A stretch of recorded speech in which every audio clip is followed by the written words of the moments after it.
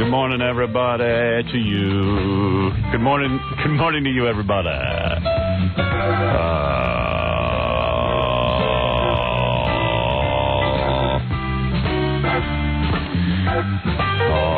Is it time to go yet?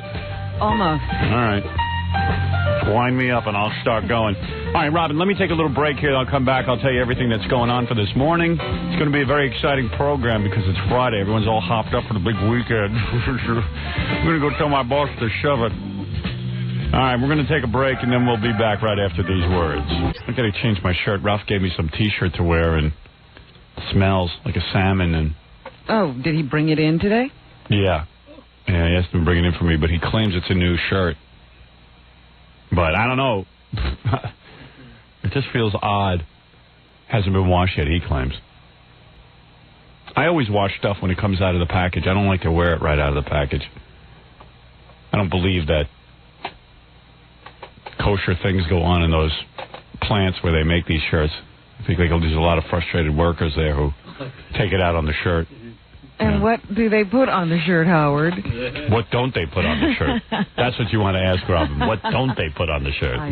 You're pretty angry working for $3 an hour on an assembly line in Korea. Well, let me ask you something. If something is dry clean only, do you dry clean it before you wear it? Say that again? If something is dry clean only. Yes. Do you dry clean it before you wear it? No. That's what I thought. I just don't do anything. You put it on. I just wear that. That sounds too complicated. No, I just wear that. Everything goes out the window on that. I hate to dry clean. I know. I don't believe dry clean really cleans anything. I don't believe it does either. Yeah, right. I believe they sit it in there and they say, all right, put it on a hanger. Yeah, just, you know what, iron it out so it looks like it's clean. Yeah, they balled it up when they came in, so iron it and put it on a hanger. Yeah, I always had a tough time with that dry clean. I think clean and water go together. All right, good morning, everybody. We got a big show for you today. Feedback on yesterday's program. Everybody liked when we did our play yesterday, Robin. Did they? Yes. Well, I certainly enjoyed it. I enjoyed doing it. Yes, it was a big hit. And who knows, if you stay tuned today, we might do it for you again. We might do it for you again. NBC has renewed the Conan O'Brien show. There's a couple of things here in the paper, Robin, that you may or may not hit later in the news, but I felt free to comment on them. The Conan O'Brien show has been renewed, but NBC won't say for how long. Ah, isn't that great? There's an interesting little footnote. There's an item in the paper today about the Woodstock pay-per-view concerts, and it says that Woodstock pay-per-view was a big success. It beat New Kids on the Block, it says. Everyone always says beat New Kids on the Block. New Kids on the Block was 20 years ago. Yeah, and it was the first one, so it was successful simply because it was. They failed to mention here that they didn't beat me. They never want to give me any credit. Okay? Okay, so I said I'll give myself credit. I'm always in the position of... patting yourself on the back. Patting ourselves on the back. And as I predicted many years ago, and Robin can... testify to that. Raise your right hand. You see, do you swear to tell the whole truth, nothing but the truth? I do. Okay. It says here in the paper today, AIDS hits hospital baby, 11-day-old infected. I knew, you know what? Look at what is right here on my sheet. I knew you were going to talk about that. Okay, let me tell everyone what's going on. Little baby goes to the hospital. They keep it in the hospital for a week. Newborn. In the hospital next to the baby, AIDS babies. 2 of them, side by side. Guess who got AIDS? The baby in the middle. I told you. Unless Howard, we address... it didn't just leap over there. Unless we address this epidemic in a sensible way... Well, we're not going to do that. We will all die. Oh, I'm not dying. Nobody out there is practicing safe sex. I am. You're practicing no sex. That's very safe. That's the safest sex. There is no such thing as safe sex.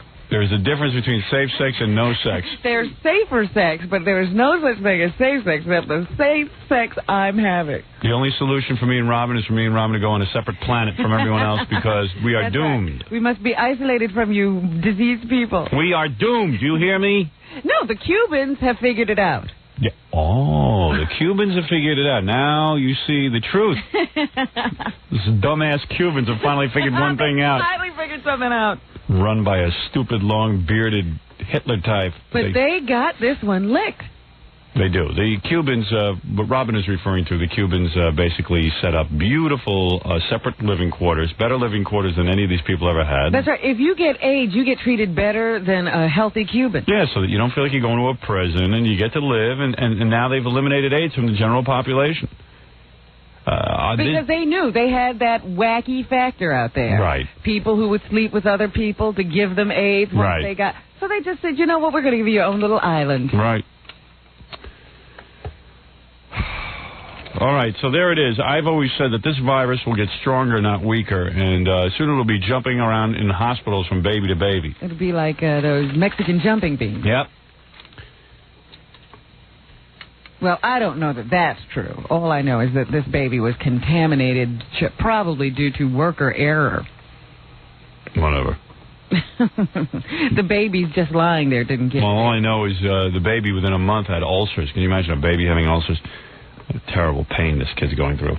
The kid's still alive, being tortured every day. Let me also say that this, I'm always screaming about frivolous lawsuits. I got to tell you something. It's getting wackier and wackier out there. I read in the paper today that a woman went to McDonald's. You know about this? No. Woman went to McDonald's. Excuse me. Obviously had a good meal. Robin was very close because she was interested in this. She moved in. She leaned in and I gave her a blast. Don't get too close, honey. That's how it makes me back off. I'm a married man. Don't you tempt me. He just belches every time I get too close. That's right. Now you know what's going on. You're damn right. Anyway, listen to this. A woman goes to McDonald's and goes to the drive-up window and says, "Let me have a hot cup of coffee." Mm-hmm. While she's driving, you know how you get that seal on there and you try to lift it off and you try to take a sip? She spills the coffee all over her legs. I'll tell you exactly where she spilled the coffee. She was driving. She spilled the coffee all over her buttocks, legs, and groin. So basically she dumped it in the seat. Well, it fell on her lap. Right, but I'm saying it didn't just fall over and hit her leg. No. It was into the seat where she was sitting to get her buttocks. Right. They don't say whether the vagina was burned.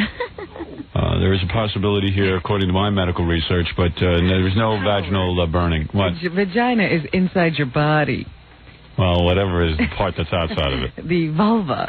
There is no burning of the vulva. It's all so close. The buttocks, the vulva, the thighs. But according to what I read here in the paper, no mention of vulva. Okay. Nobody ever mentions vulva. Least of all me. I hate to think about it. Anyway, who got to name those body parts? Stella Liebeck, 81 years old. 81 years old, claimed McDonald's coffee is too hot. She said it's just too hot. Her lawyer, Reed Morgan, said there's been several suits over the temperature of McDonald's coffee, which is 180 to 190 degrees when served. She testified she was riding in her car when she put the cup of coffee between her legs while removing the cap. Well, I assume she was driving. That's a stupid thing to do. Well, you say it's stupid, but today, this woman is now $2.9 million richer. She won? That's right. What is this world coming to? In a way, that baby that got AIDS is lucky. Doesn't have to grow up in this harsh world. Now, you would have thought it would have been thrown out of court. I mean, I don't know that they advocate you driving around with a hot cup of coffee between your legs. Well, where does your responsibility end? You got a hot liquid. Yeah. You don't put it between your legs and open it in a moving vehicle. Robin, if I gave you some hot liquid now, would you put it between your legs? Never. That's what I thought. Just checking. I always like to check in. I never know when I'm going to get lucky. Yes, I would. I'll get to you one day. Also, I just want to say that the strangest OJ stuff keeps popping up lately. Yesterday, I told you about a story I read in the paper that OJ, it's like these little tiny items. They're not major stories. They just pop up in little gossip columns. A quote here, a quote there. Yeah. I saw a thing that said OJ, when his daughter died, he evidently had like a 2-year-old daughter from the first wife that died or something like that. He was out the next night partying. And someone came up to him and said, gee, it's a little soon, don't you think, to be partying? And he said, I hardly knew the kid. Now, now I see in Cindy Adams' column, she says, there are prostitutes in New York who say that O.J. was one to abuse women, not just his wife. We're talking prostitutes. Oh, so he used to hire prostitutes and sock them around, huh? How Cindy knows this and no one else, I don't know. She got a couple of bucks from him. Well, believe me, that should be admissible as evidence in court because it shows a character defect in a human being. It will negate anyone's feelings. These morons, I see these guys walking around with free OJ T-shirts. I see women. Black women. I see black women on TV saying they think OJ's innocent. I see black women. I see black women. Oh, are you practicing for your part later? I'm getting ready. Well, anyway, that's what I found in the paper today that I needed to comment on while I was heated up about it. Yeah, OJ evidently used to take these women in the car and make them drive around with McDonald's coffee between their legs. And well, that's horrible. Cool. Are they going to get some of OJ's money? I see coffee. The other day on Entertainment Tonight, I didn't see the story, but one of the things they were promoting for one of their storylines this week was the continuing OJ business. You know, he's continuing to make money. Mm-hmm. And I didn't know. Did you see that? No, I didn't see that. I wish I had. OJ continues to make money? Either he's generating more money or he's making more money. Something about OJ and money. Meanwhile, Fred can barely make minimum wage. Or maybe a lot of people are making money with OJ. I don't know. I see. Well, that's too bad. But he is the biggest star in the world now. You realize this? Yes. He has done it. He has made the conversion from football to superstar. Good for him. Good for him. Anyway, I have to take a short break, Robin. When I come back, I'll go to the phones. We'll take a few phone calls, and I'll continue to tell you what's going on. I haven't gotten to a thing yet, but it'll take just a second to go to these spots. What is it, Bubba Bohai? So there's two girls that just showed up that have been hanging out all night, and they want to get naked for you, but they're unscheduled. I have scheduled nudity on Monday. Boy, I don't know what we're doing right, but lately we've been hitting into a... You haven't even asked. We have hit into a plethora of naked women. It's like you hit a vein. You know, like when you're mining and you hit a vein. Oh, my God. I forgot to tell you, I got the coolest phone call yesterday. What do you see we set up? I have a girl who wants to come up here and get naked for her 18th birthday. Oh, and no, that's not enough. Wrong. That's legal. She was. Listen to this. Come on, don't get a conscience. Wait, yeah? You're going to love this part. Go ahead. She was told to call here by her. She babysits for this guy. Yeah. And the guy claims that he and her get it on together. Yeah. And he said he'll come up with her next Wednesday, Thursday, or Friday because his wife will be out of town. Oh, great. I said, you're going to talk about that you get it on with your babysitter? And he's like, yeah, as long as, my wife can't hear it. Yeah, fine. Oh, like she doesn't have any friends with radios. Hey, the guy's smart. Come and tell us about it. I want to hear her. So right now he's having sex with a 17-year-old. It's illegal, isn't it? I don't know. Depends on what state he's in. He's in the right state of mind, I guess. I guess Kentucky it's legal. I just want to hear what's going on. I just want to see everyone naked. I want to see anyone who listens to this show naked. So there's two girls out there. One of them lives What's their story? They're both married, although they don't look it. Yeah. One of them lives on Long Island. Is there a married look? Well, yeah. What do you mean they don't look married? You wouldn't look at them and think that they were married. They're young and they're sort of, They seem too young to be married? Yeah. Yeah, okay. The other one's from Florida, and the girl from Florida has heard a lot about you, so you're on Letterman and thinks you're really cute. So she doesn't even know him. She never heard the radio show. Anyway. She saw me on Letterman and thinks I'm cute? Yeah. I missed that part. I look good on Letterman. Can I get Letterman's lighting director for the E! Show? Maybe that's what we need. Yeah. And they've been out all night, and they just, they've been drinking? Yeah, I would say they've had a couple of cocktails. So how do two married women stay out all night? Well, let's go find out, Robin. Why don't you bring them in real quick? Tell me a very limited time, because I have many important things to do. But I'm willing to rearrange my schedule. That's right. He has a few wars to end. Yeah. Other touchy negotiations going to end the baseball strike. Yeah, people are waiting for me to comment on these things. And then I'll get right to the phones. But I need to see naked people. Makes it fun. It's Friday. Maybe it's summer or something. Yeah. Maybe people have been working out and they want to... Oh, wait a second, girls. Wait, let's make a slow entrance, girls, so I can soak you in. Who's the girl from Long Island? I am. Renee from Long Island. Hi, Renee. Do we look married?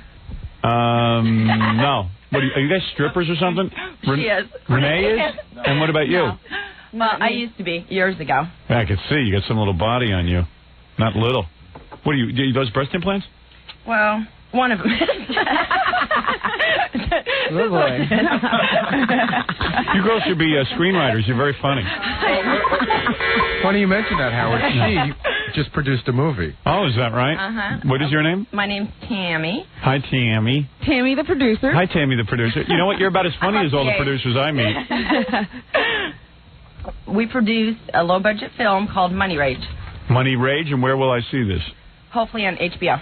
On HBO. Hopefully. Right now, only at Tammy's house. Have you spoken with Michael Fuchs?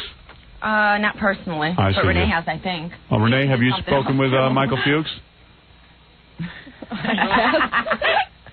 You don't even know who that is, do you? I don't have a clue. So how are you going to be on HBO? She talked to him. What? If he called, she talked to him, I think. I see. All right, girls. Well, obviously, you're on their wavelength, aren't you? Tammy Spielberg with us.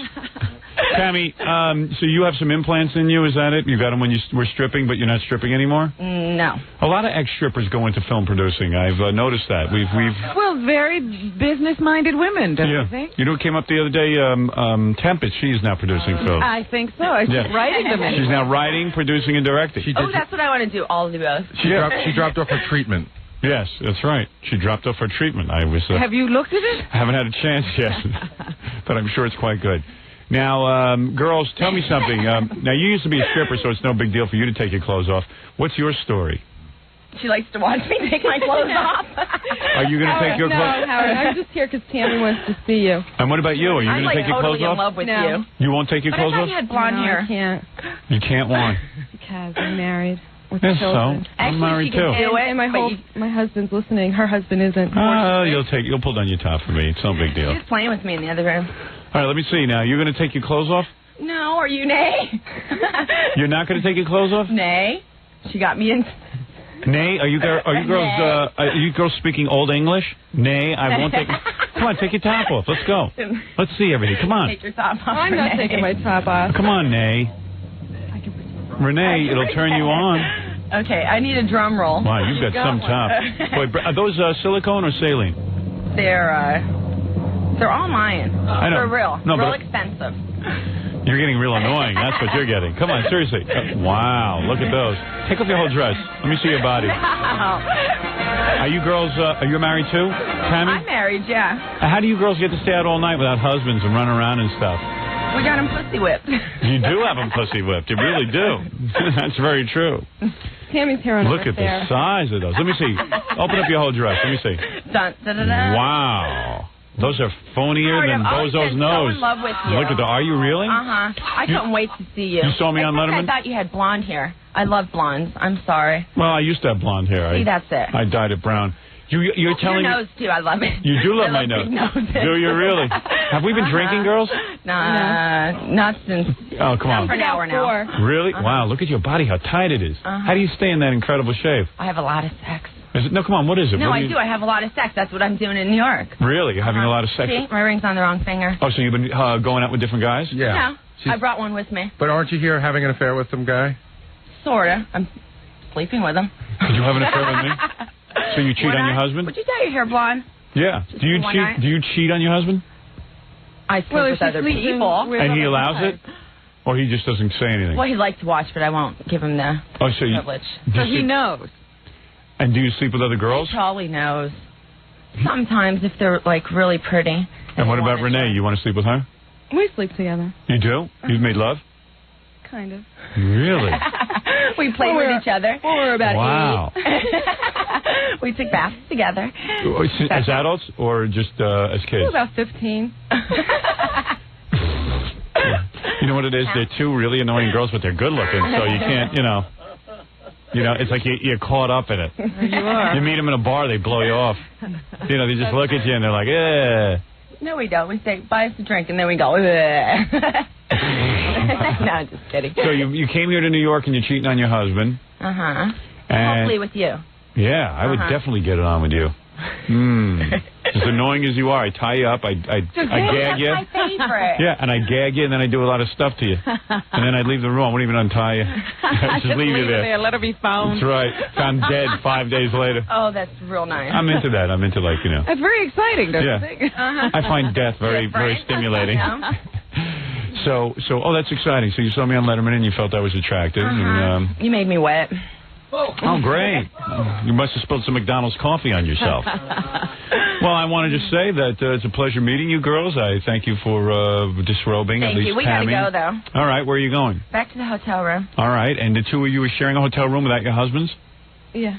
Wow. What's the story? Where are you sleeping with this guy? In the bed next to her. And Renee, why aren't you with your husband? Why are you with Tammy? Because he had to work He's late married. She doesn't like married men. So you have affairs too? No. Not in the air. Oh, boy. What? She has My kids and husband's stuff? listening. Helen. I see. Sounds like these two are out partying. a Yeah, lot. I think you better rein this woman in. Yeah. Or maybe be grateful that it's not reined in. Well, girls, it's a pleasure meeting you. I always appreciate a little nudity on a Friday, and this was fantastic. What can I say? Go out and cheat your brains out, I guess. You're using condoms, I hope? Sometimes. Sometimes not? Is that right? No, I use condoms. Thank you. You do? Yes. Well, you have to thank me for that. I just want to You know. use condoms even with your Thanks for husband so you asking. can protect your Thanks boyfriend. for caring. Thanks for sharing. Well, no, thank you for doing that. It was a pleasure to meet you. I'm supposed to say nice to see you. I'd like to get my hands on your body. You know what I'm saying? Bye. I'd like to enjoy that. See that what guys have to put up with? You know what I mean? As cute as she is, the cuter they are, the more obnoxious they are. Couldn't have taken another 2 minutes. No, me neither. But boy, if you could see what she looked like. Adorable. I mean, unbelievable. Big mouth, movie producer type. Movie producer. That's what I mean. She's producing movies. No semblance of how real people talk. Completely out of touch with reality. And I would marry her. You're amazing. I'm amazing. God love you. I love that girl. I'm in love with her already, and I'd never get sick of her. Yo, you'd be a wife batterer if you live with her the rest of your Oh, life. no. It'd be a shame to hit her as hard as I'd have to. It really would. Oh, man. Boy. Earplugs in every room. But you have to see her to believe her. Move-ah. Hoo-ha. Any guy would put up with it just because she's so hot. Let me take a few phone calls. That's what I promised to do. Fred, do I have time here, or do I need to break again? Do it. Okay, good. All right, we're on a roll, Robin. You notice I couldn't take too much of her. I had to throw her out of the room. That was amazing. I can't believe it. I don't know why I didn't get into a spanking thing with her. I would have liked to get my hands on that tush. Little butt bongo. Bring her back.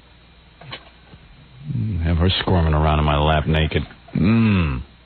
Boy, I bet you I could have silenced her.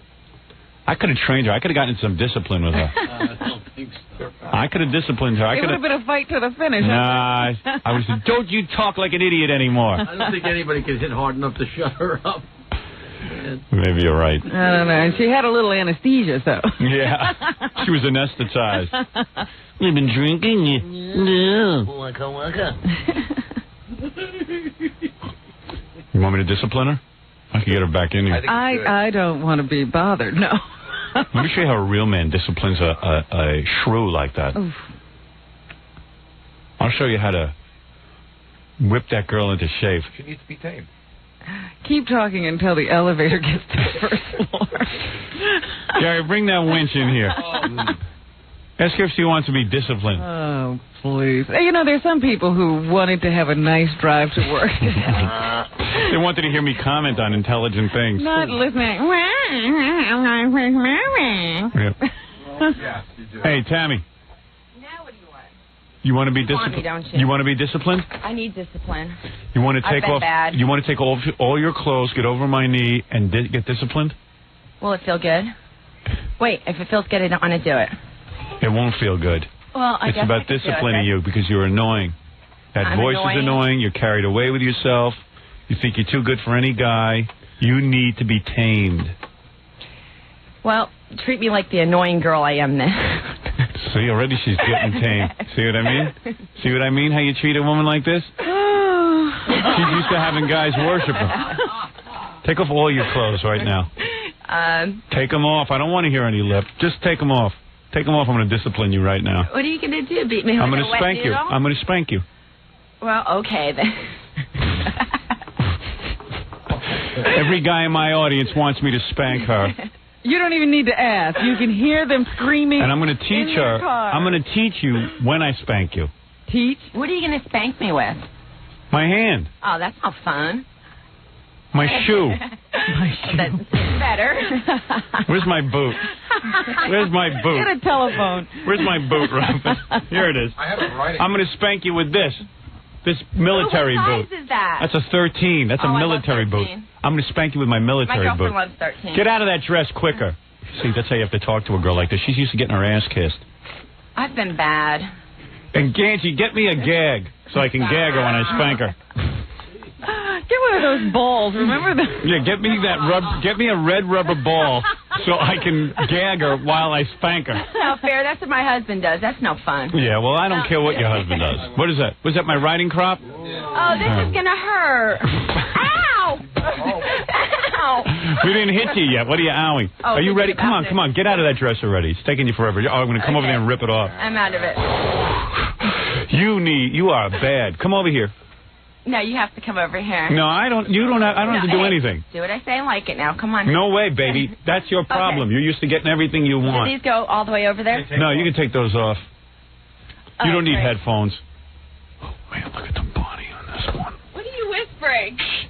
Come here. You're going to experience my boot. You're going to first experience my hand. Take that off. Get over my knee. No, you Get over my knee. You're a bad girl. Get over it. I'm scared. You're used to getting your way with If men, my aren't you? husband, well, of course I am. Oh, man. If my husband hears this. Oh, your husband can't do anything. You're right, he's a wimp. I'm a man. What, does your husband have money? What? Is your husband rich? Is he rich? Yeah. I'll tell you what, he must be Well, rich. he's 40. He can afford a lot And of... he's not good looking. Oh, so he must be rich. So he can afford a lot of cigarettes because But I he's smell got them a all nice over. body. He does? Of course, if he was 60, it would be nice. So you don't love your husband, do you? You know what I was going to tell you? What? Let's talk. You don't love... Do you love your... I love husband? him. No, you don't. I'm just not in love with him. I see. He doesn't All right. sex me well. Here. Oh, I'm sorry. All right. Honey, you're not in a Renee strip said club. We could do that. No, you can't do that. Get back Oh, did over you my cut that off? leg. Yes. Yes, get back over my leg. Okay. You are a bad girl. How bad? Do you know you have a big mouth? Do you know every guy can't stand listening to your big mouth? Do you know that? Why? I'm gonna... Okay. What is she doing? All right, I want you to repeat after me. Okay. I'm gonna spank you so you remember everything I said. I'm going to spank you so remember All right. everything I said. Stop laughing. You're not gonna be laughing in a minute. That was good. If you laugh, you're gonna get... Wait. If you're going to laugh, you're going to get... Can I smack back? No, What? because I'm your master.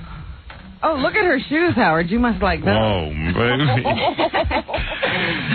Let me see that. Oh, man. Your husband lets you run around on him like this? He doesn't know, Man. Damn. He knows. but he doesn't.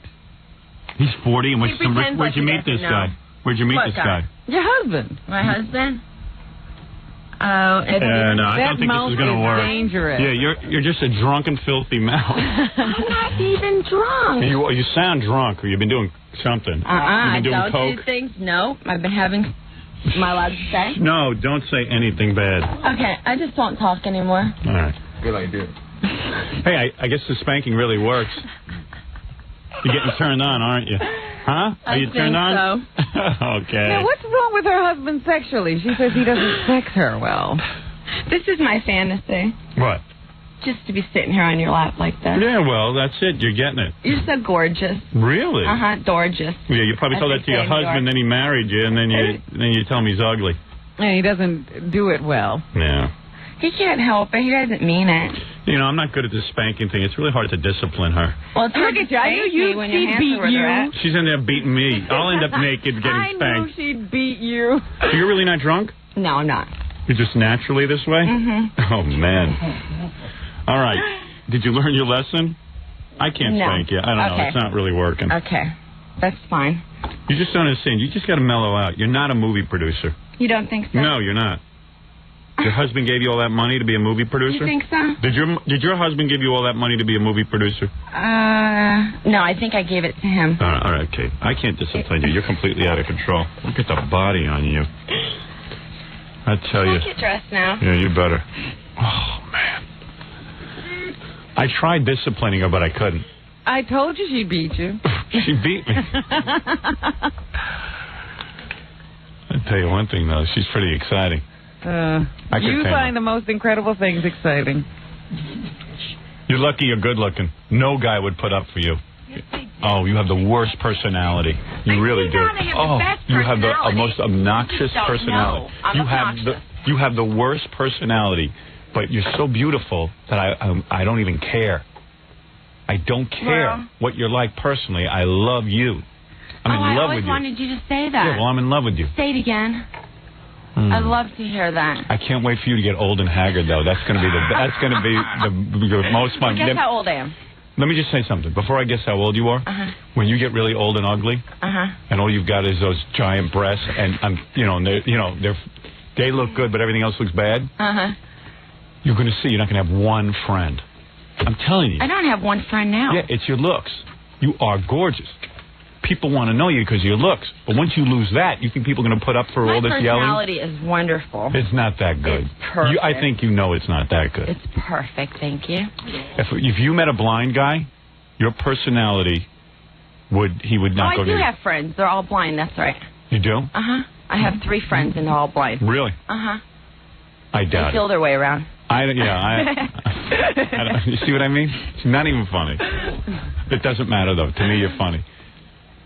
I would marry you. I would take you away from that old 40-year-old husband. 6 times already. Have you been married 6 times? I'm working on my 7th. You've been married 6 times? Yeah. And Guess how old I am? 35. Close. How old are you? 37. Really? Boy, you look damn good for 37. No kidding. No kids? In all that 7 marriages? No kids? No kids. How long do your marriages last? The longest marriage has lasted 11 months. Wow. How long have you been married to this guy? 11 months. Wow. So he's biding his time. But they all divorce you because... No, I divorced them. You divorced them. And then you walk away with a lot of alimony, right? Because what is it? You cheat on every one of them, right? Well, yeah, I guess I do. Wow. She forgets. I forget. It's been so long. No kidding. And I'd marry you, too. I'd be number 7. Would you divorce your husband for me and marry me? If I was available? I'll think about it. Do you sign a prenup each time? Of course not. You find suckers to marry you and no prenup? And what is it? After you get divorced, you get a big settlement, right? No, I take it all. All right, No, I can't take this anymore. I should have smacked her with my boot. I knew it. I would have smacked you. I would have smacked you ugly. You would have been married to me. You'd be disciplined. You wouldn't even know. I'm disciplined. That's my problem. Yeah, you're not disciplined. All right. Listen, you better leave. I gotta go. You okay? Sorry. I'll see you. Bye. All right, there she goes. There's Tammy, the movie producer. Oh, my goodness. What a body on you, honey. Let me tell you something. I want to get together with you sometime. I'll be back. Come back sometime. Oh, you little animal. Wonder which husband paid for that nose job. See how quickly you'd be under her thumb? I know, I'm spanking her in 2 seconds. I'm like completely hypnotized. Well, guys, I tried to tame her. It's just impossible. You see. It'll take a better man than you. Boy, if she got tongue cancer, she'd be perfect. Hey, I've been married 7 times. No kidding. No kidding. Why would a guy marry her each time, though? Like, why wouldn't they just... I guess it's like real ugly guys, and they... use her like a handy wipe and just... Yeah. No, they're not throwing her away. She's divorcing them. You know what it is? If we get kind of jaded because, I got this radio job, and, a lot of beautiful women come in and they throw themselves at you and all that stuff. Let's be honest. That's right. You'd be panting after her If I was a guy who worked in a... dog. Let's say I owned 7 junkyards or something, and I had, saved some dough, and all of a sudden she finds out I have some dough and she throws herself at me, I'd marry her. For the first 6 months, they don't hear a word she says. Right. And then, all of a sudden, everybody wakes up. Like, whoa. No, she's already gone. She said her longest marriage has only been 11 months. As I said to her, you have the worst personality I ever met on a person. You have hit rock bottom, and yet I love you. That disgusts me.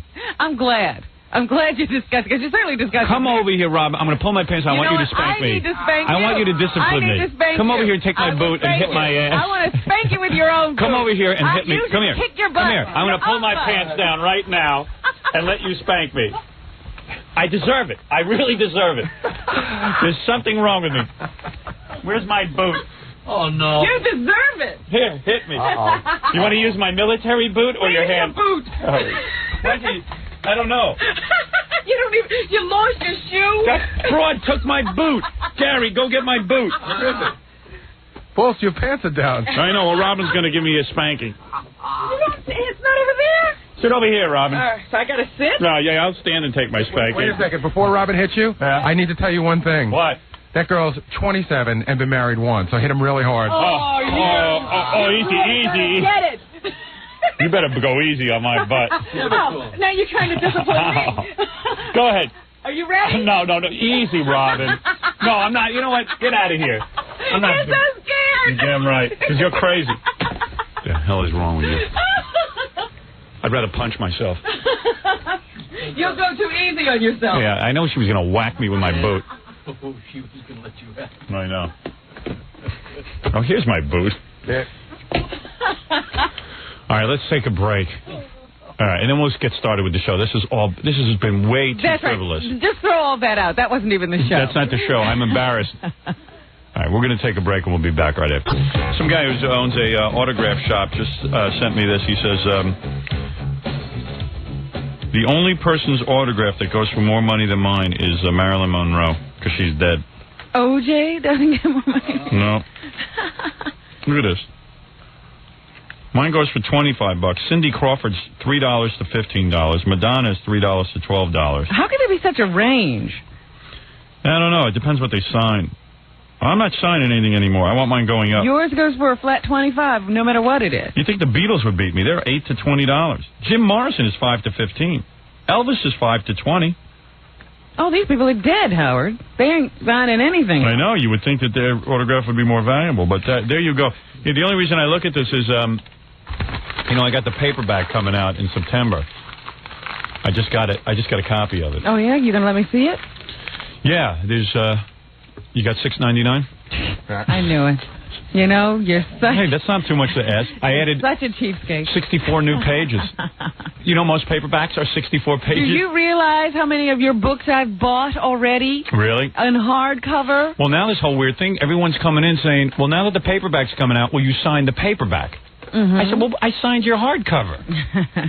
You know you're going to have to go through that whole thing again. It's pretty good. Where is the paperback? Do you have it here? I cannot believe how thick this book is. It's, you know it's thicker than War and Peace? It Peace? looks like Valley of the Dolls. Hey, let me have that. We bring in both so she can see that both. She'll get a kick out of this. You want to see the cover? What do you mean the cover? I made a new cover. But what did he just hand you? I want to show you something. Okay. I need 2 books to show you the cover. All right. You're going to like this. Okay. This is a pretty cool idea. See, on the display, the books will be side by side like this. See? Oh, how cute. Isn't that great? So they're actually 2 different books. Oh, I see. And then there's the first scene for my new movie in the poster right there. There it is. Okay. Let me see that. I can't see it. What are you doing? It's being covered by the bottom part of your book there. Nice. I'm there with a woman. She's vomiting. You see that? You're so crazy. Isn't that great? There's a contest in there to win a role in my movie. Can I enter? Really? Yeah, you can. What? Can I enter? Yeah, if you buy a book. You know who's going to enter? His wife. $500. I know. My wife's going to buy 500 books. And I'm quite proud of this. This is, look how thick this is. It is. It's huge. Yeah. And then they said to me, add 10 pages to make it a little different. And then I got carried away and I wrote 64 pages. Where are those new pages? At the end? Yeah, I put them at the end. I was going to put them at the beginning, and then I said, well, it didn't make sense because it's really all about what happened after the book came out. Oh, so okay. This is all new stuff right here. See? Well, just rip off that part and give it to me. Here. Yeah, but then you won't get your poster. Right? Or your contest rules. That's or your contest true. rules. And then you can't enter the contest. So, that's that. It's kind of cool on the cover, too. It says, soon to be a major motion picture, which I was on the phone with all last night with the producers. And it's kind of weird. It's, I'm learning a little bit about Hollywood and how it works. I don't say, I'm one of those guys who says, I don't know anything about making movies. But everybody who's, like, in the movie business says they know everything about making movies. It's like... So why are there so many bad ones? I don't know, but everyone's like... and I found that, like, guys who are writers all want to be directors. Yes. They don't like writing. See, you know why? Why? Because somebody else takes their work and changes it. Yeah, but ultimately... So if they became directors, they could write it and direct it, and nobody would ever have any say in what they were doing. So when you go to hire a writer, he'll say... Can I direct? Can I direct? And you go, no, I don't want you to direct. I want you to write. I wanted a writer, not a director. Silly bastard. Well, they go, then the producers all want to be writers. Really? Yeah. Oh, it's unbelievable. They've never written, but Why don't they take the job they want? Because it's too demeaning. All the producers think they're funny, and they're going to write. Yes. So when David Kirkpatrick, or whatever his name is... David Kirkpatrick and the great David Kirkpatrick and I don't Steve know Samples. if that's Kirkpatrick or Kirkpatrick. I don't either. You know what? I don't know either. That's why I say, or whatever. Yeah, go ahead. When he says he had something to do with Beverly Hills Cop and Officer and a Gentleman and all those movies, what does he mean? Go call him and ask him. I don't know. Do me for everybody call David Kirkpatrick and ask him what he did with Beverly Hills Cop. But no, I'm just saying. I've met. I actually like working with Keith and David. I know you do. Yeah, It's just everyone I meet who is in Hollywood wants to be something other than what they are. I'm the only guy I know. I walk in the room and I go, I'm the only one here who doesn't know anything. Isn't it true? I say, I don't want to be... You will wind up making this movie. Yes. And doing everything on it. Yes. You will direct it. You will edit it. You'll do I know it. I can see that happening already. You'll do the whole thing. And drummers want to be guitar players. Guitar players want to be lead singers. Lead singers want to be movie producers. It's an endless cycle. Well, you always see that whole situation where the actor wants to be a director. Yeah. And the comedian wants to be a dramatic actor. Right, and the dramatic actor wants to do comedy. I've never seen anything like it. I really don't believe it's a real business. Because I'll walk in a room and Keith will say to me, he's the producer. I got a great idea. I go, I don't care what your idea is. Yeah, who are you? When did you become the writer? You just mind the books. You are not a funny man. Get out. I was thinking last night. Yeah, I don't want you thinking. I don't know. Everyone's thinking too much. So what was his idea? Was it good? Yeah, actually, it was pretty good. See, maybe he is. What do I know? Everyone wants to be something they're not. Maybe he is a writer. Everyone wants to be something they're not. I'm the only guy who wants to be what he is. Nobody. Oh. Luckily, Fred just wants to be Fred. No, I want to be Jackie. Yeah. Oh, I got to take my shirt off. It's so hot in here. Who cares what I look like? Yeah. Oh, it's 100 degrees in here. Ralph dresses me for winter. Puts a big, thick, heavy shirt on me for the E-show. The E-show. Kishmir, take us a Ron E-show. We got lights in here. I'm going to fry like a French fry. Let me take a few phone calls, see what's doing out there, Robin. Well, couldn't they put some UV rays in those lights so at least you could get a tan while you rode? Yeah, UV lights. Yeah, UV, yeah. UV lights. Yeah. Because I sit there, you're always complaining about being hot, yet you stay white. I know. I can't get a tan under here. Well, anyway. I know, so I'm working on the movie. Oh, how would that go last week? And you really never told us anything. Yeah, it was good. I did a 27-page lecture on the movie. What? I had a meeting with everyone, and I had 27 pages of notes where I lectured. Oh, boy. It was, when he sits down at that computer. Dangerous. His mind just goes. Yes. But I think the movie's going to be very, very good. I really do. Did they, were you yelling, or was this a... No, I don't yell. I don't yell. Excuse me? I don't yell. Who, at what time? Fred, in all our writing meetings, have I ever yelled at you? No. Okay. Huh? Have I ever yelled at you at a writing meeting? No. All right. Okay. What are you talking about? Have I ever yelled at you? You don't yell at me. I yell behind your back, but I don't yell at you. I know better than to do that. I never yell. I don't yell. Well, I consider it yelling. That's what it is. I was not yelling at anybody. Whenever he says, all right, I need quiet. Well, yeah. If I'm going to get these ideas out, because I don't want to lose my voice. Well, I did a lot of that. I really don't know a thing in the world. I just sit back and wait for all the geniuses to tell me what to do. Los Angeles, you're on the air. Anyway, I'll be in your theaters sometime in the next 7 years. Hi, you're on the air. That shooting date again? Yeah. Hey, Howard. Don't hold me to that. Yes? When are you going to have Andrew Dice Clay on the show? I've had Andrew Dice Clay on the show many times. Whenever he calls. What are you asking? What are you specifically need me to ask him something? Are you saying? No, I'd like to see him on there. Oh, you've seen him on here many times. Not on the show. What show? This show? Yeah. He's been on here many times. Are you talking about the television show? Yeah. Well, it's, listen, he isn't out promoting something. I'm sure when he has this new sitcom, he'll be promoting that. It's usually when somebody's in town. He lives in Los Angeles. Oh. Okay. I mean, I have Dice on a lot. Oh, what is this? What is this guy's acting? Good question. This guy obviously just started listening yesterday. You talk about our show. Let me do a rap about this.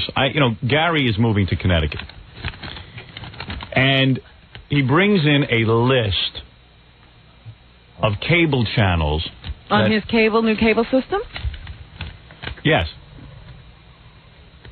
basic cable channels. Okay, this is the basic cable. If you don't buy HBO or any of that other stuff. I want to say that my cable company, Cablevision of Long Island, really should be spanked. And people should be outraged by this monopoly. You should see the channel. Even Gary said, how many channels are there? Excuse me. Even Gary said 30 channels really does seem archaic. It's true. That is true. I get 30 channels. And you know what they're going to do? They're going to end up giving me E. Watch what they try to pull. They'll end up giving me the E channel and other channels.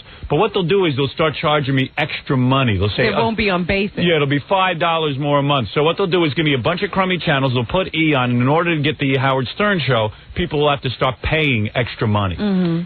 This should all be part of the basic cable service. I'm looking at here, Connecticut, backward Connecticut. What is the cable company? Might as well give them a plug if they're doing a good job. Yeah, but they don't have E. Wait till you see the crummy channels they have. Oh, they don't have E. This is cable on station. What the hell? Cablevision. This is Cablevision of Connecticut. Okay. I guess they're a different Cablevision company. Yes.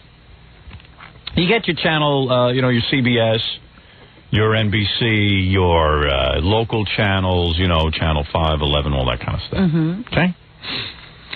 You get... Where do I begin, Robin? After 13. What do you get?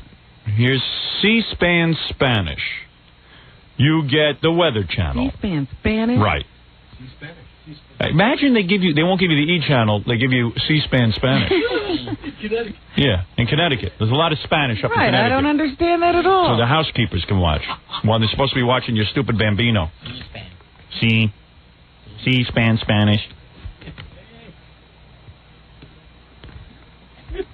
I see. It's C-SPAN 2, not C-Spanish. I thought it was C-Spanish. Oh, well, it's funny anyway.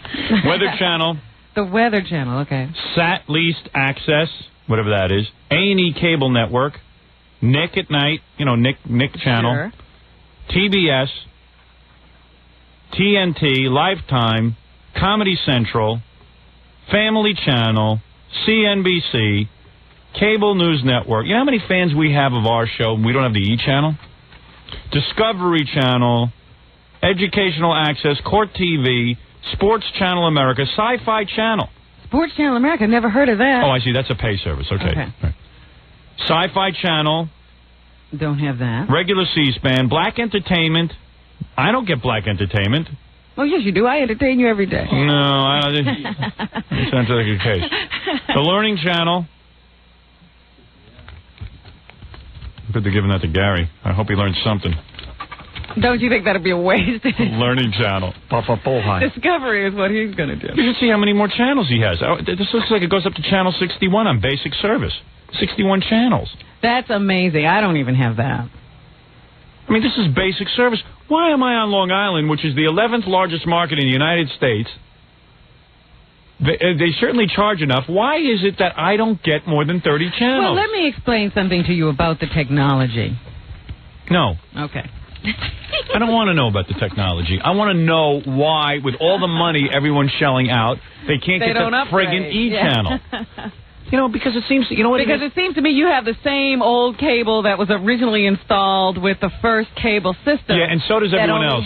No, because they have new systems now that have fiber optics, can expand and take several more channels. Robin, Yes. there are systems that are older than Long Island. Long Island wasn't one of the first to get wired. They were one of the last. Actually, one of the first. What? One of the first systems to get wired is Manhattan. Yeah, right. And Manhattan has how many channels? We're up to 77 channels now. They don't want Yes, but they improved the service after improving the technology. Yeah, so where is Cablevision of Long Island in all this? I don't know. Yeah, exactly. On Long Island, you get 36 channels, right? 30 through 36 are pay channels. Right. It's been 30 channels since I got it. My parents got it in 1978. It's been the same, more or less 30 channels. Because they are a monopoly. And when people call up and say we want the E channel, they basically say, oh, well, we can't give it to you. We have a condominium, and they have to buy into it. And they give you the runaround. It's a runaround. It's bull. Every other cable system has more. They better add that friggin' E channel. I'm gonna blow my mind. Because I know when I heard of systems going online down in Dallas and so forth, Dallas had 100 channels. Yeah, Dallas. Yeah, Dallas. What's that about? We still don't have that. I mean, why shouldn't people... one of the few pleasures in life... How many pleasures do you think there are in life? Name them. I can't. The only pleasure is to, get a really hot babe in bed with you. And that's not easy. And that's not easy. Wives are always keeping hot babes from us. And it's harder and harder every year. Maybe a card game with some guys, and wives are keeping us from that. What are the pleasures in life? For me, taking a big bowl of food down in my office and watching TV. I love it. I love to watch TV. I like to watch... You just love that. I love TV. It distracts me. And you know what? You know what's great about TV? I'm looking for distraction. You know what? I have to admit, because most people are like me. They don't find TV that interesting. But you truly are entertained by the television. Love it. Totally entertained. Fulfilled. You can watch any piece of crap movie that comes on. And like it. Not like it. Love it. Love it. It's telling the time you were over my house and I got mad at you. I almost threw you right out a window. Two great actors, Gil Gerard and Victoria Principal. What was the movie? Are saying absolutely nothing about anything. I loved it. And she was Howard talking. is shushing me so he can hear the dialogue. I put her in a headlock. I said, if you don't shut up, I'm missing the best part. Shut up, I can't hear this. You want to watch TV or you want to yap? I hear you talk all day. I don't need to hear you. I'd rather hear Victoria Principal and Gil Gerard. I couldn't believe he was actually paying attention. I love those two. I love television. Favorites. And believe me, Robin, you spend plenty of time in front of that TV set, and something tells me you're enjoying it. I don't enjoy it. I will tell you, it does say something that Howard's favorite movie of all time is the one where the girl dresses up as a guy and goes back to high school. Right. Love that movie. I love that movie. Just one of the guys. Just one of the guys. Who was the girl in that? I don't even... Never to be seen again. What's her name? Joyce Heiser. Fantastic actress. She used to date Springsteen, I think. Well, he's a lucky man. Hey, Howard, we have a guest here. Who is it? Angeline, the supermodel, is here. Okay. Angeline? You know who Angeline is? The poster girl? No. Let me tell you who this is. Remember the other day in the paper, the girl making out with Patty Davis Reagan, the model? Oh, yeah? Yeah, this is her. Oh, because I don't know any. And she's hot. She's in Playboy, but she's a big model. But I just found out that the agency that she works for, which is one of the top 3 in the country, don't want to be mentioned. Oh, really? Why? Because she was kissing the president's daughter? Who cares? Ex-president. All right, let me take a break and I'll talk to her. Find out what's going on with her and Patty Davis. Wonder if she's going to get Chelsea Clinton. You think? Amy Caught. Go after Amy Carter. Yeah, go after all the president's daughters. Right. They make a whole list of them. Like a hit list. Get the Birds, Linda Bird, Lucy Baines. Lucy Baines. Lucy Baines. Let's take a break. We'll be back right after these. We are back. We are here on a Friday having a lot of fun. Gary was just telling me a great story about, he lives in the same building as Rush Limbaugh. Mm-hmm. He was in an elevator with him the other day. Has he ever seen Mrs. Limbaugh? Yeah. Well, he was in an elevator with... I said, does Rush Limbaugh acknowledge you? He goes, yeah, he knows who I am, but he won't say anything. So he stare straight forward and straight ahead? Well, he was in an elevator with Rush Limbaugh and his wife. Yes. And he says every time he sees them, they're in, like, different cocktail dress. Rush is in a cocktail dress. No. Like, he's in his tux and she's in a cocktail dress. So they're out on the town. Yeah, they're like, they go to the places powerful people go to. To be seen. Yeah, that guy owes his whole career to me. And his wife's playing dress up. The one he met on the computer service. Mm-hmm. And he said it's real funny because, like, there was some other people in the elevator, and Limbaugh is introducing, this is Marnie, and what's the wife's name? Gary told me. And this is, and Gary, he just like this to say a word to Gary. So everybody else in the elevator gets acknowledged but Gary. Yeah. Like, what do? You just stand straight ahead? I look so straight ahead. But I was trying to, Do you start laughing or? No, I try to, it's almost like being a detective. I try to gather up everything and memorize it as much as I can. And you know what it is? That fat, bloated jackass is standing there thinking, hey, this kid should say hello to me. I know who he is, but I'm going to act like I don't know who he is. That's so funny, that dynamic. I just think he doesn't want to acknowledge me because he knows we talk about Nah, he doesn't want to acknowledge you because you're supposed to acknowledge him. He's a great radio star. Stupid fat ass jackass. I hate that guy. In 14 months I'm quitting radio. I might reinvent myself. I might go on at 10 o'clock. What time does he go on? Like 11 or something? I thought he was like noon to 2 or... Whatever it is. It might be noon. I'll just devote the rest of my career to going on against him and taking away every bit of his ratings. Because I'm here, and he is here. He is on his knees to me. He kisses the feet of Howard Stern. That fat, bloated skunk. Has he lost any weight since marriage? No. He had, his had head gone gained down 12 pounds. He had gone down for a little bit, but he appears to be at maximum density. Oh, must be happy. And Gary says the wife, while she's like not like a model or something, is just like way out of his league. Oh, yeah. Way too, because she's got a good body, right? She's got a great body. She's an aerobics instructor. How's the face? I couldn't get a really good look at it. Yeah, it's uncomfortable to see. What, is she veiled? Or? No, it's just... He keeps her veiled like an Iranian When peasant. it's in the elevator and they know what's going on, you don't want to just turn around and stare at turn around and stare. Oh, you know what's... Yeah. And you know what's so funny, too? You probably get hypnotized by that watermelon head. That head the size of a watermelon. You're probably trying to take that all in. Does it look as big in real life? Is the head so bloated and huge? You know what makes it look big? The fact that there's no neck. Yes, it just sits on his shoulders. It's just a big giant pumpkin sitting on top of a movable He's a apparatus. jack-o'-lantern. Oh. Human snowman. That's not Rush, that's jack-o'-lantern. Yeah. Jack, you should call him, hey, Jack. No, my name is Jack O'Lantern. All I do is pray I don't run into him in the next 9 days. You should put a candle in his head. Does he have those ridges like a pumpkin? Big round orange head. Yeah, big ridges in his head. A big stalk coming out of the top. Kiss my ass. I'm his lord and master. Where was that guy? He was in radio all those years. Couldn't think of anything witty to say. While you were creating radio, he was the promotions director for the Kansas City Royals. Yeah, and he was wonder studying, why. Howard. Yeah, studying. Then he goes on the air and he goes, remember my big line, God's gift to radio? Mm-hmm. He built what does he say? He says something like that. God's gift to radio, so good I could win with one hand tied behind my back. No, he says something about God. It's God's gift to radio. Talent on loan from God. Yeah, right. And now, I won't even say God's gift to radio because that skunk. I mean, he's just a coward. He's nothing. He's a dog. He's a Republican Party lackey. I'm going to fix him. Wait 14 months. I'm going to fix him. I'm going to devote my career to going up against him and kicking his fat ass and watching his wife leave him. Remember the zookeeper in Philly, how much I hated him? Oh, yeah. And you did predict that his wife would leave him. And she did. She left him, the planet, and everyone else. She really got out of town. And he is no longer in radio.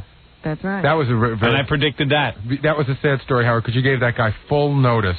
Yeah, what you were going to do. You gave him the opportunity several times to leave town and do radio somewhere else. And if he refused. And I still hold true to my word. If he goes and does radio anywhere else, I will go there for free and do radio. When I dislike someone, it's unbelievable. Now, sitting out in our lounge, Robin, let's get off of these other lesser personalities. Yes. Let us remind everyone that out in our lounge is Angeline Stratman, who is a penthouse... Playboy. A playboy. See, I always do that. Playboy, okay. A penthouse playboy. Playboy did a thing on bisexual women. Playboy, is it this month? Yes, the one with Robin Givens in it. Playboy magazine with Robin Givens. Is Robin Givens bisexual? No, she's in a separate layout. I mean, she might be, but I don't know anything about it. And could people stop calling me Robin Givens? Yeah, Robin Givens. I mean, Quivers. Anyway, this beautiful woman is sitting out there, and the reason I am fascinated by her, I opened up the newspaper the other day. I'll bring her in here. I'll tell her why I'm fascinated. Yeah, because maybe it was just for the cameras, Howard. Maybe it meant nothing at all. Playboy has a spread of different beautiful women who are all bisexual, which turns guys on. Yes, I understand that men like bisexual women. Angeline claims to be bisexual. I thought she was claiming to be lesbian. Let's find out what the hell she's claiming. Hey, let me just soak you in. Just stand there for a second. I want to look. Yeah, you're a model, huh? Oh, I love that. Love your legs. What's underneath your little outfit? What are those, shorts? No, it's another shorter. Those are shorts. Are they? Man, you're hot. Oh, man, believe me, you spend the night with me, you wouldn't be thinking about girls. Let me tell you. I can convert you. Hey, sit down, Angeline. I'm sitting.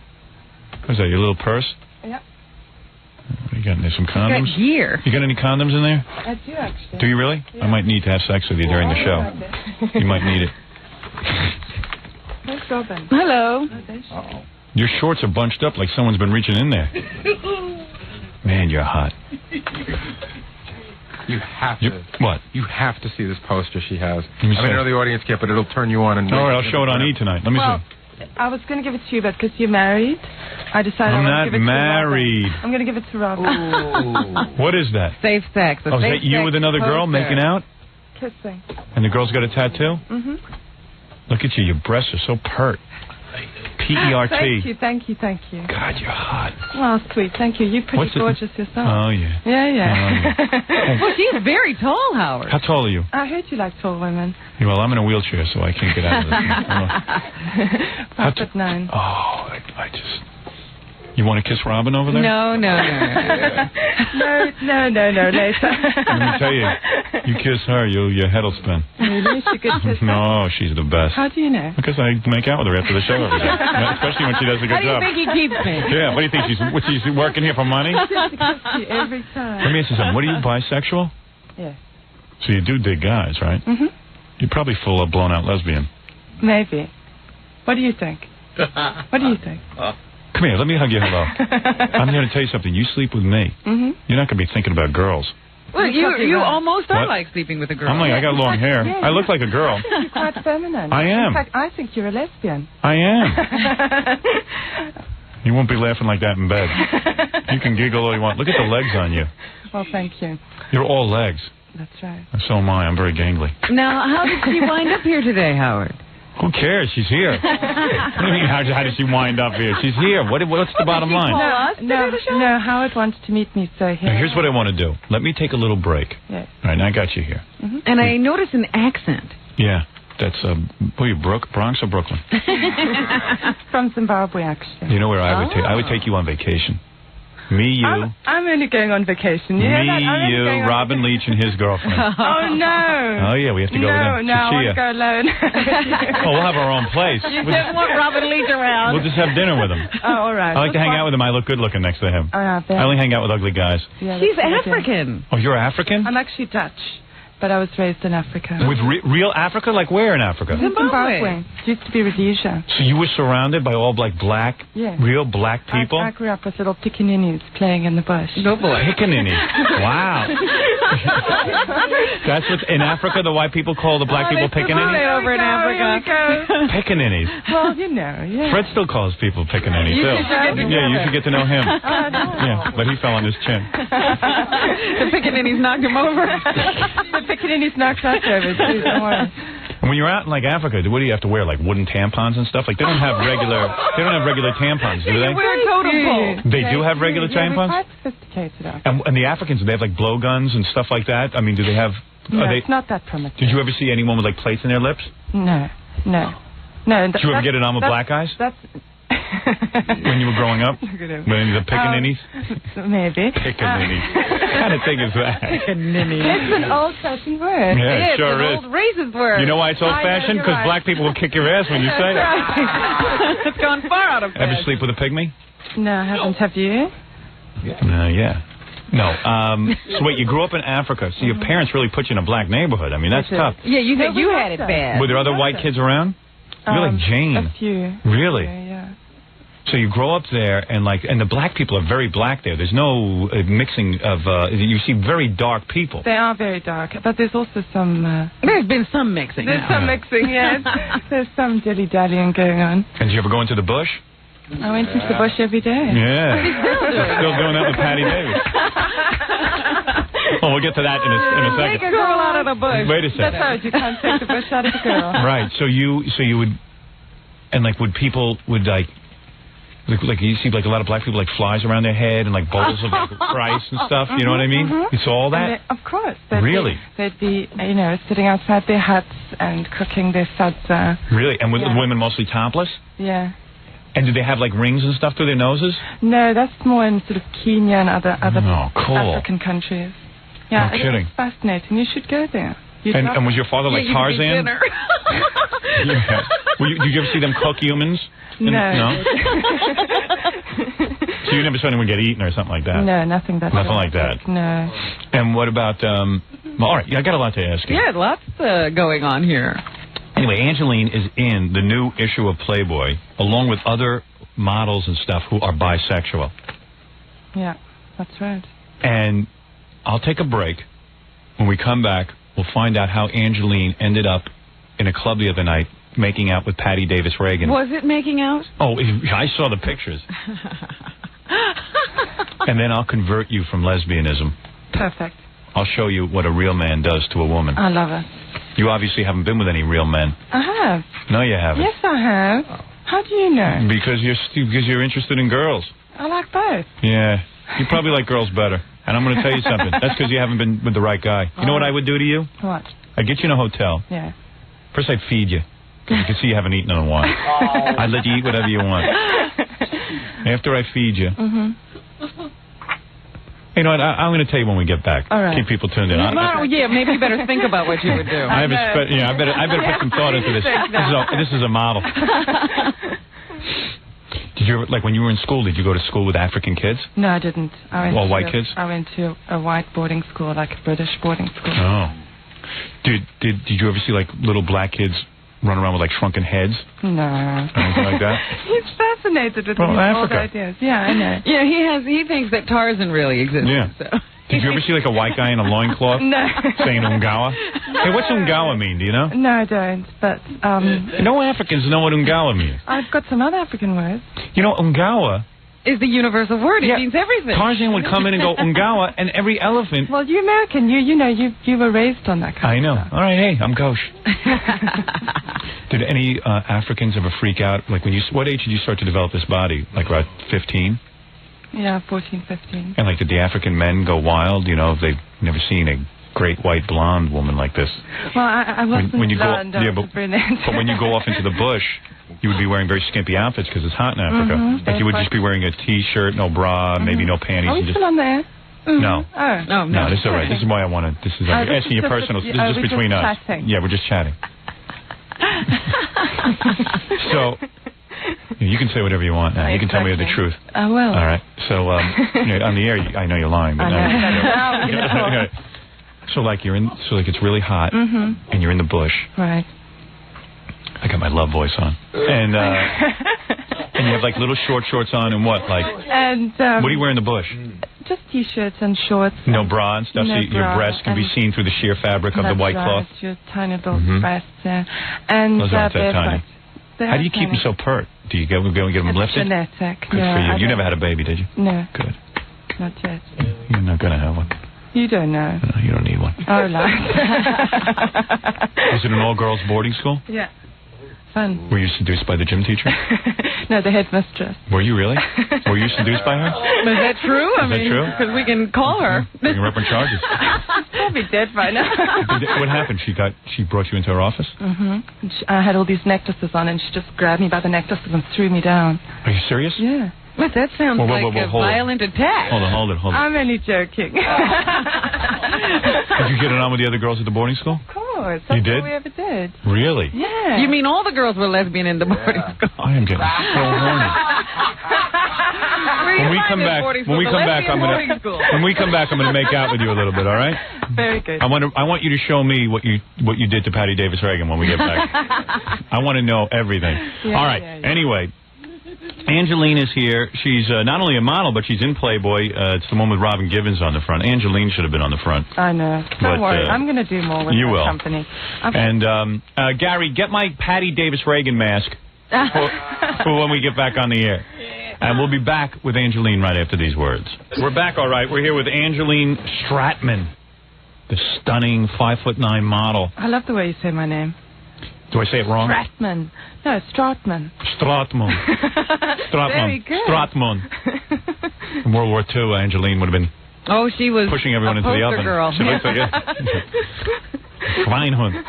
Stop. All right. So Angeline, of course, we've learned that she grew up in Africa with real Africans. That's right. You know, who were doing voodoo and all kinds of neat stuff, shrunken heads. Snakes, hippos, lions. Angeline Stratman. All that stuff now. Yeah, hippos, lions. Oh, man. So when you were growing up, you went to boarding school. And anyway, she's really beautiful to look at. What's the story? Underneath your jacket, are you wearing anything? Are you wearing a bra or anything? I'm wearing a bra. Push-up Patricia Field bra. So, like, if you get real hot, can you take your jacket off and just wear that? Of course. You can? Yes. Oh, so you mean it would be appropriate? Probably. Yeah, I mean, it's not... I mean, you know, if Madonna can sit on TV in her bra, so can I. You could? Of course. Could you do that now? Of course. You would? You would for me? Of course. Anything for you. Go ahead. All right, here we go. Go ahead. You won't do it? Let me see your body. All right, never mind. I'm getting a little out of hand here. Maybe at the end of the show. Okay, great, yeah. You know, it's a grand finale. Okay, cool. She's a model. That's what she does. You know what she's doing later today? She's modeling. I was going to say, if you give her some money, maybe that's what happens. She does that. Yeah, right. How much does someone have to pay you an hour to get you to model around in bras? Because today, you know what she's doing? She's going on some modeling job where she just goes, it's like a private show, and she just walks around in different outfits. Oh, so it isn't even anything anybody will ever see anymore. No. This is just a private show. She's just going to put on a whole bunch of different clothes, and what is it, bikinis and stuff? No, it's actually a line called Victor Victoria. Yeah, and... It's an Italian line. What will you be wearing, dresses and junk? They're mainly suits. They're beautiful. Can we go with you? You can come with me. Really? Yeah. I could go with you? You could come with me. I'd love you to come with me to my work today. And I could watch you just wear different outfits? You could sit there and watch me. Or any of the... Can I sit in the back room and watch you change? Sure. Or would you be upset? No, I have my bra and panties on. It's fine. Oh, I don't want to go. You can have your bra and panties on. You're going to be dressed. What kind of... Are you wearing panties underneath those shorts you're wearing now? Yeah, I'm wearing black panties and a black bra. What kind of shoes are you wearing? Platforms. Let's see. Oh, I love that. Oh, I got to have you. Oh, thank you. Is there a room over at your job where I can relieve myself? Oh. So that in case I get all worked up? Of course, there's a shower. Yeah, you're probably used to guys coming on to you, but you want girls, right? Well, I like them both. Is that true? I mean, I don't see how you like... I Wait think a minute. Like this sense of... There are gradations, you know. Yeah. What do you... Howard, listen, you probably have a girlfriend. Howard, I have a bit of both in me. I'm attracted to women and men. But who have you had the best and longest relationships with? A man. Okay, I see. Liar. But I have a woman at the moment. Yeah, see. So you're telling her the relationship's not very good and you'll be out of it soon. Let me tell you something, my darling. Anything yet. We're just having Angeline, a good time. I was laying so many raps on her during the... What are you saying? We were really getting close, right? We were having we had a good enough conversation to have sex together. We were pretty compatible. I think so. Yeah. I think so. Like she says to me, I said to her, I hate my job. I went through that whole rap. Oh, you have worse. You have that down so well now. And then she said she hated her job. She hates modeling. I hate radio. Rich people complaining. There you go. No, I'm not rich. He's rich. I was lying like a banshee to her. Right, it was great. She was loving it. Doesn't make a difference. I made her happy. I know. I go, I really hate this job. It stinks. And she's like, no, you don't. You have so much fun. I go, nah, I hate it. I hate it. I hate my life. And she went, you do? Then I wrote. Immediately you get the sympathy. Then I wrote, I hate myself on a piece of paper. And I just showed it to her. Where did that come from? Letterman did that to Terry Garr. All right. I forgot. I knew the story. Not even your own stuff. It works, though. I knew the story. I couldn't remember who did it. Yeah, it works, though. That's what Letterman was doing. So I just handed it to her so like the guys couldn't see, and she was like, I understand. Oh, she really fell for Then it. I would eat your legs up. You wouldn't know what hit you. You'd have bite marks on you. You wouldn't even know what hit you. You would never go with another girl. I can imagine. You don't even know. Now, I have never seen better legs. What surprises me about you, though, Yeah. you've always wanted a woman who goes with other girls, and now you're trying to stop her. Oh, I'm just telling her, I'd ruin her. She wants me all to herself. I'd ruin her because once I did it to her, she wouldn't even think about girls. But then you wouldn't get your fantasy. She would need man meat all the time. Man meat. When you see what I'm packing, you're gonna head for the hills. I don't look like no girl down there, all boy. those guys out there are going, oh, thank God, Howard's on outside. That's right. I'll convert We love you. Howard. Anyway, so Angeline. Now, where did you discover this duality? When I was 13. She was in boarding school. So did you get it on with other girls in boarding school? I think I knew it all the time. So when was your first lesbian experience? When I was 13. I mean, serious. When you were 13? I mean, when I was 11, we'd play around and all right, stuff. so let me get this straight. You were at boarding school, and you were required... You slept at the boarding school, right? Yeah. Well, that's why you call it a boarding. All right, come on. A lot of our audience doesn't know that. Yeah, you sleep in these horrible little beds. Ever kiss your mother? No. You've never kissed your mother? No. Why do you ask that? I don't know how weird you get. It's really cool that, like, a model... You know, is like into yeah, this. Usually it's not a model. All right, we'll get to the Patty Davis Reagan story in a minute, but let me get this straight. Yeah. You're at boarding school, and you're really hot. My sister. Were you tall? Were you tall, like, as a kid? Yeah, I was So at 13, you were already about 5'7". Mm-hmm. Probably about... but I was actually quite ugly. I was really skinny, and I was very insecure. And you had those long legs and stuff. Yeah, but I didn't like And that. you liked showing them off. No, I didn't. I used to All right. tuck them underneath me. Yeah, good. So anyway, you were very athletic. Yeah. All right, so you were 13, you're at boarding school, and you realize you're attracted to the other girls. Yeah. But you're feeling strange about it because you don't want the girls to think you're weird or anything. Exactly. And... well, am I wrong? Well, it's just sort of a different version of the story, but I like your version. No, tell me your version. No, I'm going with you. What were you... So who was this other girl? Another student? Or a teacher? I think she was just a girl from a neighboring farm. We were just sort of bored. And how'd you meet her? Well, through our parents. Through the parents. Yeah. It was a girl who lived on a farm. Yeah, she came on a to neighboring visit? farm. And what happened? You were very attracted to her? I think, children or... Was she very big-chested? Are quite curious, and I think we just wanted to... Was she very big-chested? I can't remember. I think you must have been amazed I at that. think she was quite flat, actually. Really? Yeah. And what happened? The two of you started fooling around? Yeah, we just fooled around, How did that happen? What were you wearing? I can't remember how. I would remember. Oh, come on. Oh, come on. So much has happened since then. So this is in Africa. So did you go and feed the hippos together and? He's so romantic. He's so cute. You love me, don't you? I do. You do. You're very attracted already. I know. I love I'm you. seducing you. You are. Exactly. I know. What can I See, Robin, it's no hassle. It's no hassle. It's No so big easy. deal for you. Without this microphone? You seduce the supermodels every day. I used to talk like this without a microphone. Nobody got seduced. It's amazing. All right, so wait a second. All right. Let's be tested. Let's get to your adult life, and then we'll plug this thing. There's a whole AIDS benefit going on that I want to plug. Oh, okay. That Angeline is involved with. Oh, you act like that's a bad thing. Angeline and I will be co-hosting the event. That's right. All right. So anyway, you'll be there too. Yeah, I will be with Angeline in Los Angeles. Wow. In Los Angeles. At the Playboy Mansion. At the Playboy Mansion. The happening. Right.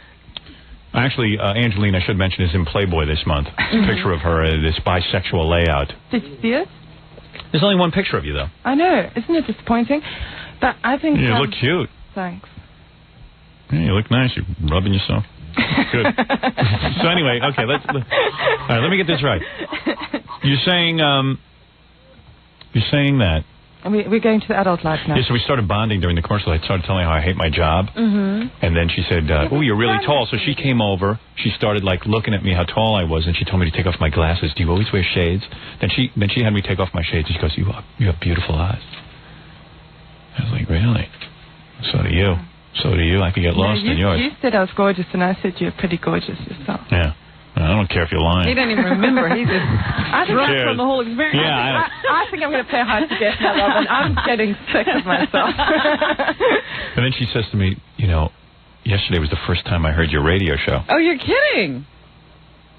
Yeah. And she says, I want a copy of your book. I'd like to read your book. And I said, oh, yeah, it's very difficult to write. It is available in bookstores. Yeah, I said, oh, the paperback is coming out in September. I just dropping as many... Of course, your little credentials. Yeah. Well, I want to write a book too, Howard. I want to write a book about the bi-side, walking on the bi-side. I'd like to help you with it. Would you? Yeah, I would like to talk to you about it. You have to move into his house, though. Yeah, you'd have to write with me. All right. I'll help you. It requires a change of address. Yeah, you might not need to live with me. Then she started bringing up my children and how many I had and stuff, and that really ruined everything. Oh, she did? Yeah, and I told her that I... Yeah, that's true. Good for her. And then she started bringing up my wife, and I just said, no, my wife really is dying. She has cancer, and I'd like you to come to the funeral with me. And that ruined everything. Yeah. No, all right, anyway, so tell me what happened. You went to a club the other night, and what were you doing at this club? Well, Playboy threw a party for me, and I invited you, but as we said earlier, you couldn't come. And Patty Davis Reagan was at the... Patty Davis Reagan goes to a lot of these parties. Yeah, well, she's she's here now. Yeah, she lives in New York. She's running around in this circle. And did you know who she was right away? Did you know she was the president's daughter? I did, and I thought about her that day. It was so weird. I was thinking, God, she must be quite sort of strong to do the Playboy thing with her parents being here in this country and being quite sort of high profile. Right, so you went... And I was like, God, hi, I was thinking about you today. So anyway, so you're at this party... And then she stuck her tongue in your mouth. No, wait. Let's get to the build-up here. So wait a second. So the two of you are at the party. I'm like Howard, they just fought. Were you guys drinking at the party? Of course we were drinking. All right, so you were having drinks. No, she doesn't drink champagne. She was drinking wine. She was drinking wine, and what? You were a little loaded on what? Champagne? Champagne. Okay. So are you saying you were loaded? I was quite tipsy. Yeah, okay. So you were tipsy. Yeah. And then... I had to be to go through all that. All right, so let me get this straight. Yeah. So you're sitting around, and you and Patty are spending most of the night talking to each other, or no? Yeah, we're chatting a lot. So Patty is asking you about what? About... She was saying how difficult it must be to live the bisexual lifestyle. Oh, so she brought up bisexuality. Yeah. So she kept talking about bisexuality. In your mind, you're someone who's pretty experienced. You said... I think maybe she no, but you probably said to yourself, I think she's really interested in bisexuality. Yeah. Well, she did say that she believed that a woman's natural essence is bisexual. Oh, so she was saying she was dropping hints. Already. Was this the wine talking, or you think that she was just she was into it? I think that she believed what she was saying. Okay, so you're sitting there. She might be into it, I think. You're sitting there on the couch, and I think all women are into it, or at least fantasize about it sometimes. Don't you? Yeah. Oh yes. Yeah. Oh yes. Yeah. Not my women. Notice Robin's one of my women. She doesn't fantasize. Don't fantasize at all. You don't? What the hell do you do? She works with me. She's got me. That's enough. You. Right. He's enough. He's enough. You're just wearing little short shorts, and your jacket opens up so you can see your belly and stuff. I dig that. Oh, thanks. I love that. She's almost naked. Why don't you just get naked for me? All right. Wait, I heard someone already took off their clothes. So I don't want to be bored. No. Yes, someone already came here at 6 o'clock and took off their clothes. All right, let me get this straight. Yeah. You're telling me that you get at the club. So you were talking for how many hours? Was it like most of the night? No, we talked for about 20 minutes. All right, 20 minutes. It's my party. And you had never met her before? No. And you're sitting on the couch talking, and she's asking about bisexuality, and then all of a sudden, how did the kiss come about? Well, I just said to her that I said to her, I'm going to give you a kiss now. And she said, okay. Really? Just like that? Yeah. And was she nervous? Or were you nervous? Now, did she expect just a little peck, or was she surprised? But what? No, she wasn't surprised. I think she was kind of intrigued. And what prompted you saying, I'm going to give you a kiss now? You felt that she wanted you to kiss her? I just thought it would be fun. We were having a good time, Howard. Okay, and you just said, let's have some fun. Yeah. Because you were talking about bisexuality the whole time, and it seemed like she was really curious, right? Right. No, am I right? I mean, it's weird to just lean over and say, I'm going to kiss you. Why? I'm very direct. And so you leaned over. So you're the one. Were you attracted to her? Well, I thought she was quite interesting, yeah. You liked her body? I liked her. I thought she was quite sort of intriguing. All right. So she's questioning you about bisexuality and probably about stuff that you do in bed with a woman, right? No, she actually didn't. Didn't at all? No, we're going to save that for our next day. I see. So you sat down on the couch, and you were wearing like a little mini dress, right? Because you were all legs in that picture. It was a really exciting picture. I know, thank you. And you leaned over, and you obviously both had your mouths open, and you tongue kissed, right? Yeah, long and passionately. Really? Is that true?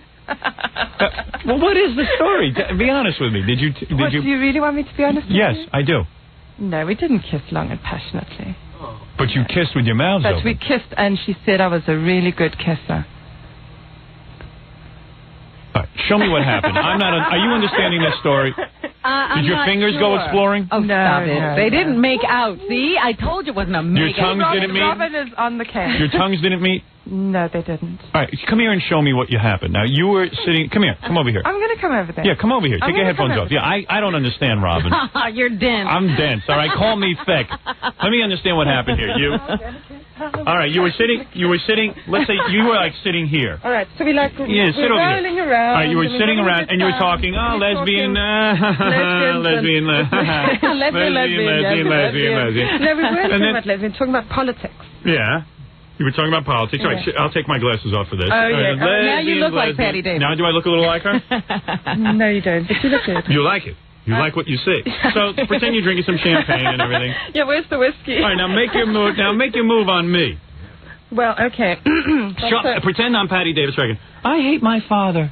Wow. He is such a pain in the ass. No, just be yourself. No, I'm being Patty Davis you want Reagan. to be Patty? Yeah, I want a reenactment, right, Robin? Right. Yeah, all right. All right. So you're Patty. Oh, you know, my father is such a jackass. He's the president of the United States, and he was not liberal. Don't put your glasses on, otherwise I'm going to bump And I hate my mother. My mother humps Sinatra. I don't know. I don't think it's right. And she's supposed to be... Let me shut him up. Just like that. That was it. Not quite, but that's... That was it? That was it? Now, who flashed the picture? What, did you warn Playboy to flash the picture? Did they know the kiss was coming? Yeah, well, I mean, how did the picture get taken?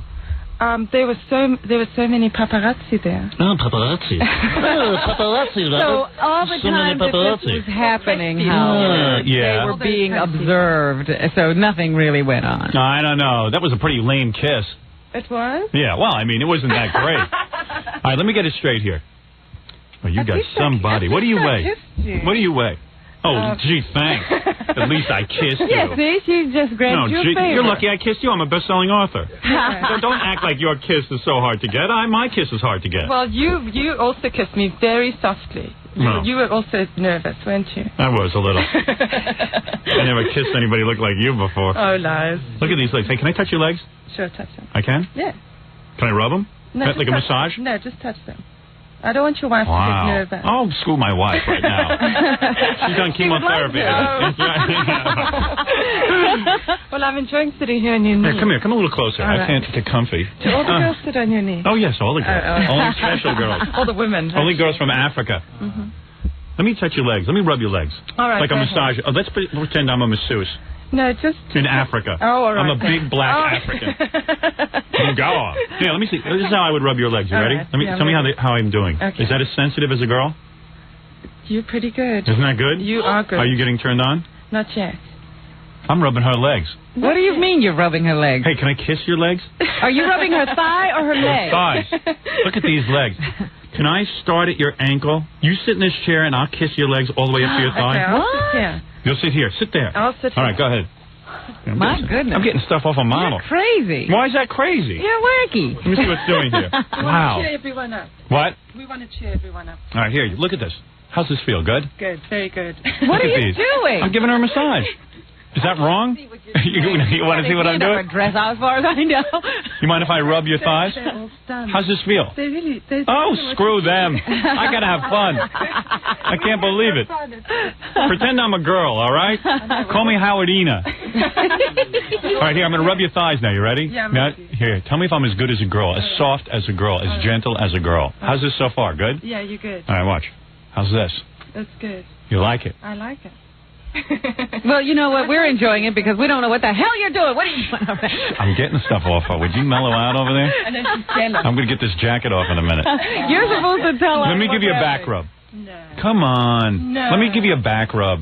Let me kiss your leg. Oh, screw Robin. Robin's just uptight. She's in love with me. Oh, that's right. Yeah, that's right. You're getting my boy. I want to go and sit with Robin. Pretend I'm Patty Davis Reagan. I'm rubbing you down. I got stoned in the White House once with the Eagles, and my father didn't like it, but screw him. You like it? Yeah, I like it. Yeah. Wait a second. Wait up. Let me kiss your thigh. Okay, go. All right. Go ahead. Spread your... Oh, you. Now, come on. Doesn't that turn you on in a way? Come on. Didn't that turn you on more than a girl? Well, yeah. you're pretty excited. Here, take off your shirt, and I'll give you a back rub. No. Oh, what's the big deal? You're the model. Right, come on, come here. Boy, you badger, you beg. Let me unbutton your jacket. Can I unbutton your jacket, Angeline? But I just don't want to be boring like that other girl. No, that's not boring. No, You're a model. Take off my clothes. No, take off your jacket. You're wearing a sports bra. What is it, Gary? Gary's like... I hate to interrupt, but the real love of Angeline's life is on the phone. Who's that? Patty Davis. Patty Davis? Oh, Here, let's talk to Patty while I back rub you. Ask Patty if it's okay. All right. Patty. Yes. How you doing? It's Howard. I'm doing good, but I hate it when you put words in my mouth, Howard. I didn't put words in your mouth. So you're giving this whole dialogue that I don't even say. I've never gone around saying, "Oh, I hate my father," and Well, you know what I mean. I hate it when you do that. I'm doing an interpretation of you. That's not even a valid interpretation. I hate it when you do that. Are we getting sensitive because I'm with your girlfriend? No, we're like this old married couple. We bitch at each other all the time. Just because I got more off your girlfriend here than you could. Okay, now, wait. Hi, Angeline. Hi, Patty. How are you doing? What were you doing? What are you doing, nuts, Patty was researching her next character. Yeah, are you trying to... Yeah, she always uses that as an excuse. No, Are you aiming to give your father a heart attack? No, do we really want to say what happened here? All right, what happened? What happened? we were at this party, and the photographers were taking our pictures, and somebody said, "Oh, why don't you kiss each other?" And so we looked at each other and kind of went, "Okay," so we did. Yeah, but it looked a little more passionate than that. It did. Quite The frankly. picture looked like we were really making out. Yeah. Oh, thanks, Patty. You've just ruined everything. See, you lied to us, Angeline. Did you want to get it on with her? Angeline, you are getting me in all sorts of trouble. Why don't the two of you do a Playboy video together and make out and do a whole lesbian thing together? I would pay for that. Okay. In fact, Howard. screw Playboy. I'll produce it and sell it. He wants to direct. Yeah, I'll be like a pornographer. I'll direct it. I got a project for you for my production company. You and Angeline will do lesbian stuff, and I'll direct. Yay. Well, okay, that might be interesting. All right, I'll talk to you about it later. We'll make a few bucks, and you can divorce your parents. Finally. You know that picture gets your father a heart attack. You know that. You know he was dying when he saw that. Well, I don't know. She's always rebelling. Always rebelling. Oh, stop. Now, she says she doesn't do it to irk her parents. Oh. No, it always gets in the paper. Yeah, she does it to irk her parents. She is a bad girl. She is so... You are so rebellious. You want to get them back for something. Well, now, wait a minute. That's what's going on with you. We talked about this before, and I told you that if I lived a life that my parents would approve of, you would hate me. I know. You make Dennis Hopper look like a Boy Scout. Dennis Hopper. You make him look like a Boy Scout. No. All right, so I want to produce a video with you and Angeline making out. Okay. Is that all? Well, I mean, you're going to be doing a lot more than that.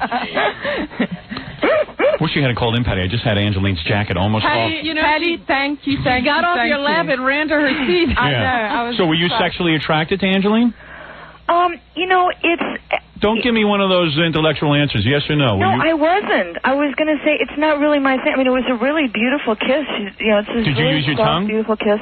But it's kind of not my thing. Did you tongue kiss? No, we didn't. Say, I swear to God. I swear to God. No, we didn't. So that I told you that. We didn't.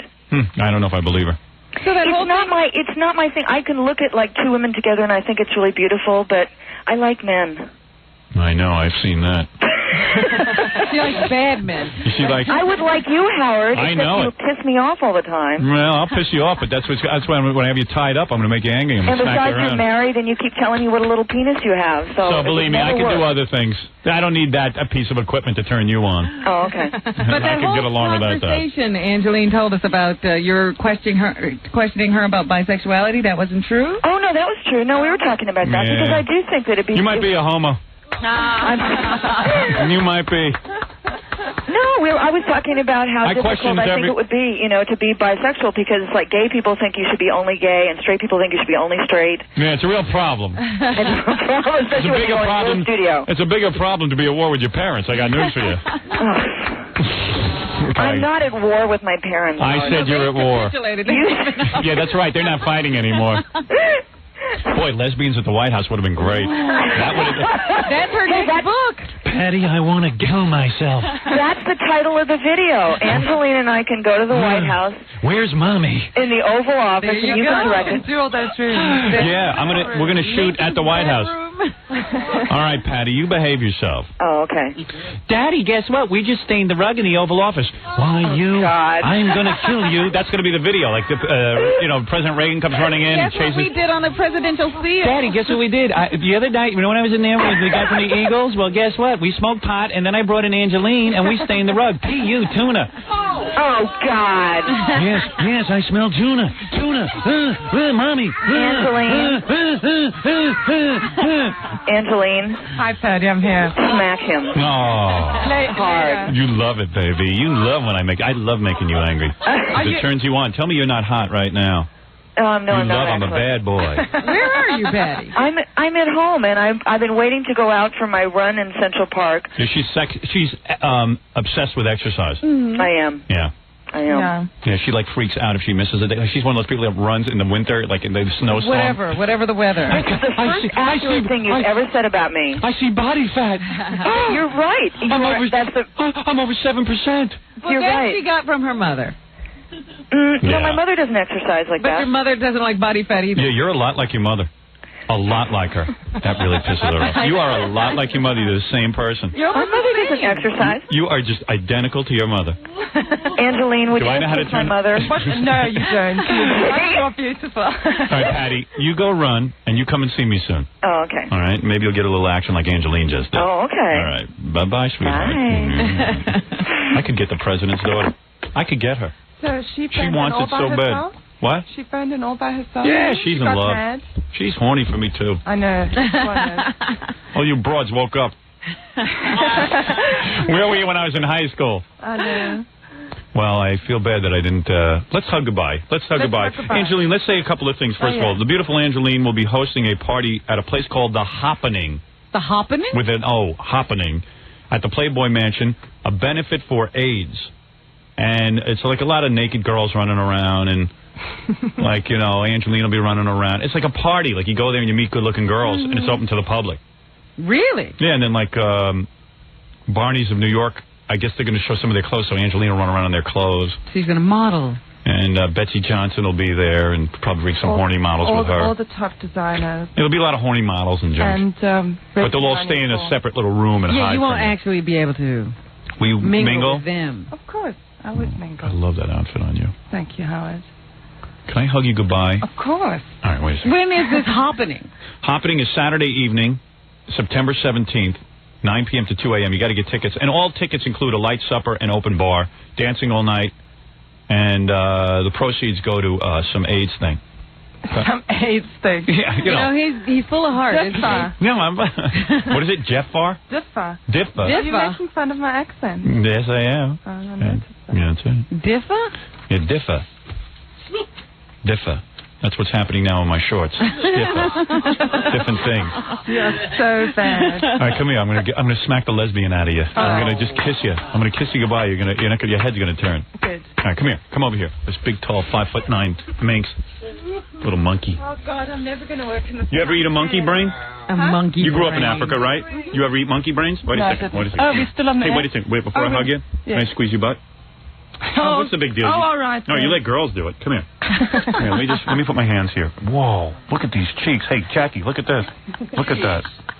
Wow. Oh, Well, man. I am getting a bit excited now. Come here. Let me go. Let me see you with your bra. Let me just see the bra thing. Oh, I'll show you the bra quickly. Okay.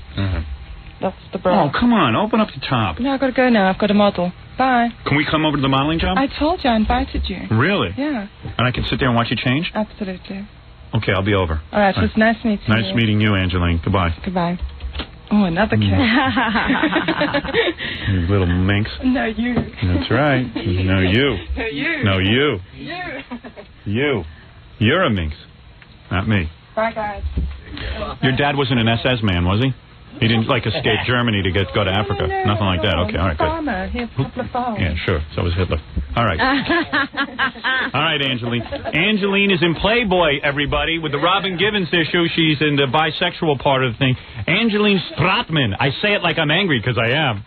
What is it, Angeline? I'm going to go and say hi to Robin. All right, let me walk you over there. Let me take a break here. Let me help you. Please, you need assistance. I don't like that you're walking alone. I'll be right back. Never be alone. I'll be right back. You should never be alone. alone. You're listening to The Howard Stern Show. We're back with The Howard Stern Show. And looking forward to Jackie's new CD, 78 minutes of filthy jokes, only $10 plus free shipping and handling. Price includes 20-page color Jokeland catalog. Call 1-800-323-5464. And next Thursday night, look forward to Jackie's big show at Rascals Comedy Club, August 25th in West Orange, New Jersey. For info and raunchy jokes, call 516-9221. You're welcome.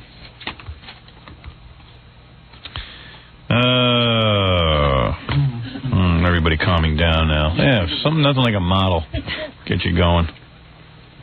That'd be a fun day going over and watching her model. I was just about to get her shirt off, man, and Patty Davis called in. I make that Patty Davis nuts, huh? When I tell her, goodness. You're just like your mom, she doesn't even know what to say. She gets speechless. Yeah, she hates that. That's a low blow. Yeah, I like to drive her crazy. 2 or 3 days with her, I could drive her completely nuts. There you go, sounding like your mother again. What? Don't say that. I don't. Make me nuts. Give me more sex. She's so funny. Yeah. Let's take a phone call or two. I just got a fax. Howard, did Roseanne call in yet? I hope I didn't miss the call. No, Roseanne hasn't called in yet. I hope we didn't miss the call. Yeah, I mean, who knows? Listen, Roseanne isn't all there. Oh, boy. You never know. Let's be honest. Who knows? Maybe she made the phone call. She just doesn't know it. Maybe she thought she was on the air when she was talking to Gary. Yeah, You never know. One of her personalities. What is it? I was going to let you know if you're interested. There's so much going on. I know. I have revised copies of the play that you guys did yesterday. It's funny you bring that in. There were a few words missing, it turned out. That's what I thought. Anybody feel like recreating that? I love to do that. That's my favorite play. Give Robin a script and give Billy one. Everyone called in and said they liked this and would like to hear another reading. We're thinking of taking this to Broadway, an expanded version. I do think that we could do it even more justice if we had some time to rehearse. Yeah, we haven't been in rehearsal. Get into the character. Yeah, because we're lazy. We don't like to talk to each other off the air, so we don't have time to rehearse. Gary, bring me the OJ phone call. I need the megaphone. Oh, that's right. Becoming very demanding as a new star. Well, where's my trailer? Everybody liked this yesterday. What happened was we did a recreation. We're so into this one phony phone call that was made to Peter Jennings that we actually have recreated it through acting. Live. We love it. It's me as Peter Jennings, the beautiful Robin Quivers as Mr. Robert Higgins. Mr. Robert Higgins, and very young Billy West as Al Michaels. That's right. And we have received unbelievable reviews for our acting. You know which phone call. Should I play the phone call first, you think? Yeah. Okay. Could ask everybody to be quiet for a moment. We have on the phone with us as well Robert Higgins, who lives in the neighborhood and is on the ground and can see inside the van. Mr. Higgins. Yes, how are you? Just about as tense as you are, sir. Oh, my Lord, this is quite the tensest. What can you see? Oh, what I'm looking at right now is I'm looking at the van, and I see O.J. kind of slouching down, looking very, very upset. Now, looky here, he look very upset. Well, we love this phone call. Yeah. Let me get the megaphone. All right, hold on. Let me test it for you. Hello? Hey, Gary, bring me in my Quaalude so I can sound like Peter Jennings. I don't sound sleepy and dopey enough. Let me just tune up. All right, I'm ready. I wish I could put my voice through some kind of processing so it sounds like I'm on TV. Now, looky here. Are you ready? Are you ready? Looky here. Yes. All right. I'm very upset. All right, here we go. And now, ladies and gentlemen, our rendition, recreated, of the famous Peter Jennings phone call. Let me get into character. Let me do my breathing exercises. Going to ask everyone to be quiet for a moment. We have on the phone with us as well Robert Higgins, who lives in the neighborhood and is on the ground and can see inside the van. Mr. Higgins. Yes. How are you? Just about as tense as you are, sir. Oh, my Lord. This be quite the tenser. What can you see? Oh, what I'm looking at right now, I am looking at the van. And I see O.J. kind of slouching down, looking very, very nervous. Now, looky here. He look very nervous. I don't know what he gonna be doing. Can you see him doing anything specific, or is he merely sitting there? He is just sitting around, you know. He just looking like he'd be very nervous. Can you hear anything, Mr. Higgins? There's just too much commotion. I be in the back of a news van, so I can't really hear that good, but I can see it all. And I see O.J. I see O.J., man, and he be looking scared. And I would be scared, too, because there's cops all deep in this. Thank you, Mr. Higgins. And Baba Booey to y'all. The driveway of O.J. Simpson's home in Brentwood, clearly an effort being made to have him come out of the vehicle. In the doorway of the house, his friend Al Cowlings. Peter, by the way, just for the record, this is Al Michaels. That was a totally farcical call. Lest anybody think that was somebody that was truly across the street. That was not. He said something in code that, at the end, that is indicative of a mentioning of a name of a certain radio talk show host. Okay, thanks, Al. So he was not there. We have them on every coast. Thank you very much. Not the first time, nor the last time will have been had. But... Beautiful job. Yeah, excellent. It only gets better. I think we're almost ready to hit the ball. Yeah, we're ready to go on Broadway with that. Sally Marr's gone. Yeah, right. I think there's an empty theater. Yeah. Beautiful. So now do it, huh? Yeah, I'm going to do it. Wasn't that the tape? Or was that... What? I thought that was the tape. Oh, shut up. Joke, man. Work in the room! Hi, you're on the air. How you doing? Welcome to a Friday. Got the big weekend coming up where I will sit in my house and do nothing. Hey, Robin was great. Robin is really quite the actress. When she does Robert Higgins, when she does that part... I become Robert Higgins. Yeah. She's very, very good at it. Here. And let's give a hand to Billy West's Al Michaels. He's Al Michaels. Peter, you dumb F word. Maybe on Broadway you use cursing. I think there was a black person in Robin. I think there's one in all of us. Yeah, Mr. Higgins. Robin Quivers as Mr. Higgins. Applause. 4 stars, Howard. If we do it on Broadway, you're going to have to dress up as Mr. Higgins. That's right. I'll have to be in some kind of a male outfit. Yes. Wild. All right, Howard, take care. All right. Peter, I think you have Canadian bacon for brains. Yeah, you gotta like embellish on Broadway. That's right. You cement head. Thank you, Al. I see that we've been had. This won't be the first time or the last time. Thank you. And Al Michaels could just keep yelling at Peter Jennings. Right. I think with you could be had about 20 more times. Hi, you're on the air. Yes, hello. Yeah, right. There wasn't too much. Put it with all that rack. There wasn't too much confusion going on that end of the line. Huh. Hello. Hi, Orlando. You're on the air. Hi. I've been wanting to talk to you for weeks, Howard. Well, then you must have something very important to tell me. Well, yeah, you've been saying, I've heard you ever since you've been in Orlando, I guess, saying that nothing is built in America anymore. I said that there are most people, if you ask them the question, do you have a friend or someone in your family, someone you know, that actually manufactures something? And everyone in this room didn't know. We didn't know anybody. Oh, well, now you do. You know me. My name is Mike. And that's what's sad about this country. This country has no manufacturing left. We're a service-oriented country. Well, you want to hear the worst part? Excuse me. Sure. Sorry. Excuse me. This is like my house. I can't get a word in. Oh, I'm sorry. I can go home for that. You come here to talk. Right. I go home, I'm quiet. Go ahead, I apologize. What I'm saying is that most Americans don't know anyone who really makes any. You think about it. Like, Robin, did you think of anybody? I'm still trying. The only guy I know is Gail's father, who actually makes jackets. Yeah. You know, he produces a product. Uh-huh. Well, I do also. Unfortunately, I'm probably going to go out of business this year, the way the economy is. Let me guess what you make. I know what you make. You make me sick. Why? Oh. No, go ahead. What do you manufacture? Actually, it's an anti-theft alarm. Okay. It goes in hotels and motels.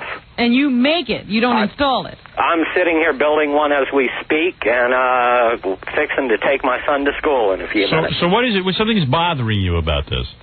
Well, no, I had just thought you said there was... All right, well, now I know someone. I know you. Thank you. No wonder no one buys anything from him. You can't stand his personality. And he doesn't understand what you're saying. No. Cleveland, you're on the air. Hi, what do you think about Michael Jackson and Lisa, their farcical wedding? It's lest anyone think... Hello, Peter. That's a legitimate marriage. Does the word baloney mean anything to you? No, I'll tell you what's going on. First of all, they're not legitimately married. When you get married in the Dominican Republic, like they did... What do you mean it's not a real marriage? It's not a legitimate marriage. She didn't provide the proper documents to be married in the Dominican Republic. Her bedroom name is Jimmy. Who told you that?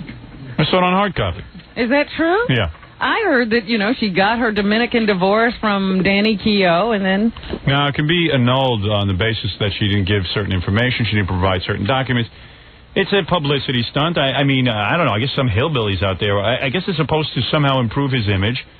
He was charged with this child molestation. He paid a lot of money to have someone silenced. He never appeared to really be with women before. Do you think he paid Lisa Marie? Well, when you say pay, there's all forms of payment. Lisa Marie is a Scientologist.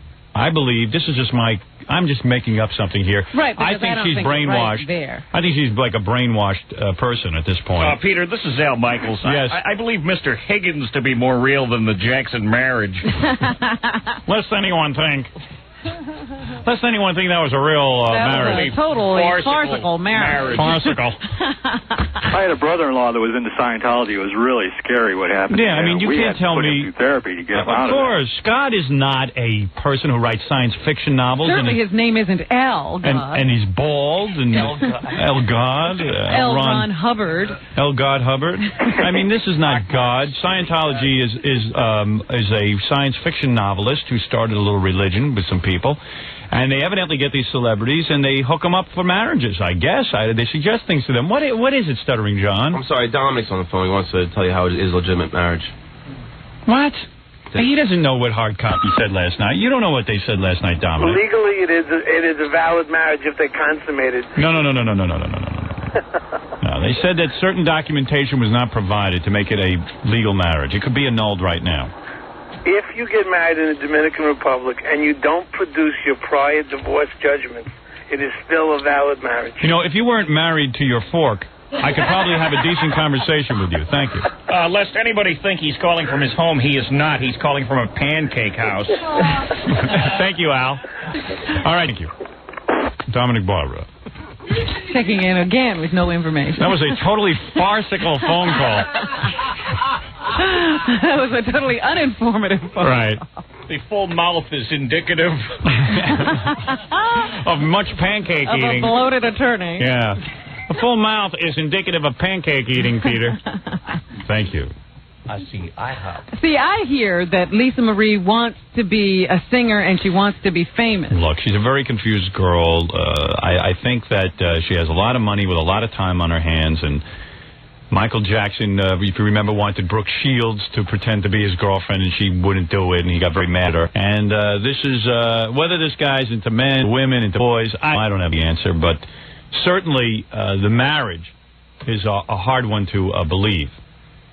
And I still see that the 16-year-old boy is flown over there to walk around with them, and I don't know. I mean, what kind of honeymoon is that? Yeah. Take a midget. That's a honeymoon. Wouldn't you want to be alone with a nice piece of ass like Lisa Marie? Lisa Marie? Nah, bring a midget. Yeah, let's have a midget, and let's see if we can't have a 16-year-old boy hold an umbrella for us. I mean, did you get a good look at that Mishu? Yeah, I got a good look. How do you tell your wife that? Yeah, you don't. I'm going on a honeymoon. By the way, honey. I want a midget. I guess she looked at Michael Jackson and figured he was stable compared to her father. But he is very much like her father. Her father was a peculiar man. Yeah. People worship Elvis despite the fact that he was a bloated, thieving drunk and also a drug addict. He was a thief. Who'd he steal from? The black man. Oh, I see what you're saying. Stole the music of the black man. Wow. He was a good singer. He interpreted the songs of the black man. He sang them like the black man. Sang them like the black man. It was a good idea. Wish I thought of it. And palatable to the white All the years I lived with black men, I never thought to sing like one. You never. No. He was an okay entertainer in the beginning. They became a totally farcical with those eagle jumpsuits. Peter. and the black belt moves where you paid people to have a black belt. How retarded can you be? I mean, for God's sakes, you'd want to be a black belt and be able to defend yourself. Yeah, but then when you've got 50 bodyguards, when are you ever going to use it anyway? Right. And he paralyzed women's breasts with pull cues, and he was with a 14-year-old, and come on. It was perfectly all right because it was Elvis. And who raised Lisa Marie? A woman who was taken out of her home at 14 years of age. Her parents felt it was okay for Elvis to live with her. Listen, she has not been through a normal life. So the whole thing is wacky. People forget that Lisa Marie was in the house when Elvis died. Lisa Marie will get fed up with this. I have a feeling that she's going to need a little more man meat than Michael Jackson can provide. Thank you. And that's how I feel about it. One more phone call time for that, Fred, or must I break? I should break. Okay. Thank you for the call. Thank you. I hung up on him somewhere in there. I don't even remember hanging up. I didn't know he wasn't there anymore. Somehow I lost him. But I don't know anything about his sexuality. I'm not in his bedroom. Oh, what, are you backpedaling? No, not backpedaling. I'm saying I said to you, it obviously seems to me that this is a guy into young boys. But I don't know for sure. I can't, it's not backpedaling. It's simply, I don't know what he does in the room with them. I haven't been in there. Sat in a van with Michael Jackson? You don't know? I never sat in a van with Michael Jackson. I know Michael Jackson, but I've not sat in a van with him. Well, you sat somewhere with him. I sat in a very nice room with him. So, what do you want me to do about it? For over an hour. Come on to you? I didn't say that either. Howard, you big nose bastard. Come over here. Come here and yell at me like you yell at the people on the radio. I'm needy. You bad boy shock jock.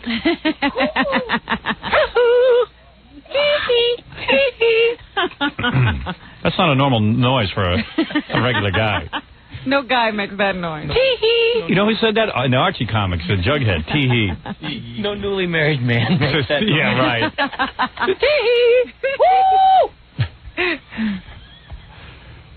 Come here, Howard. I want you. I've dated boys smaller than your nose. You are a knockout. Come here, you little tease. Yeah, I like the way your nasal hairs wrap around your lip. Thank you, Michael.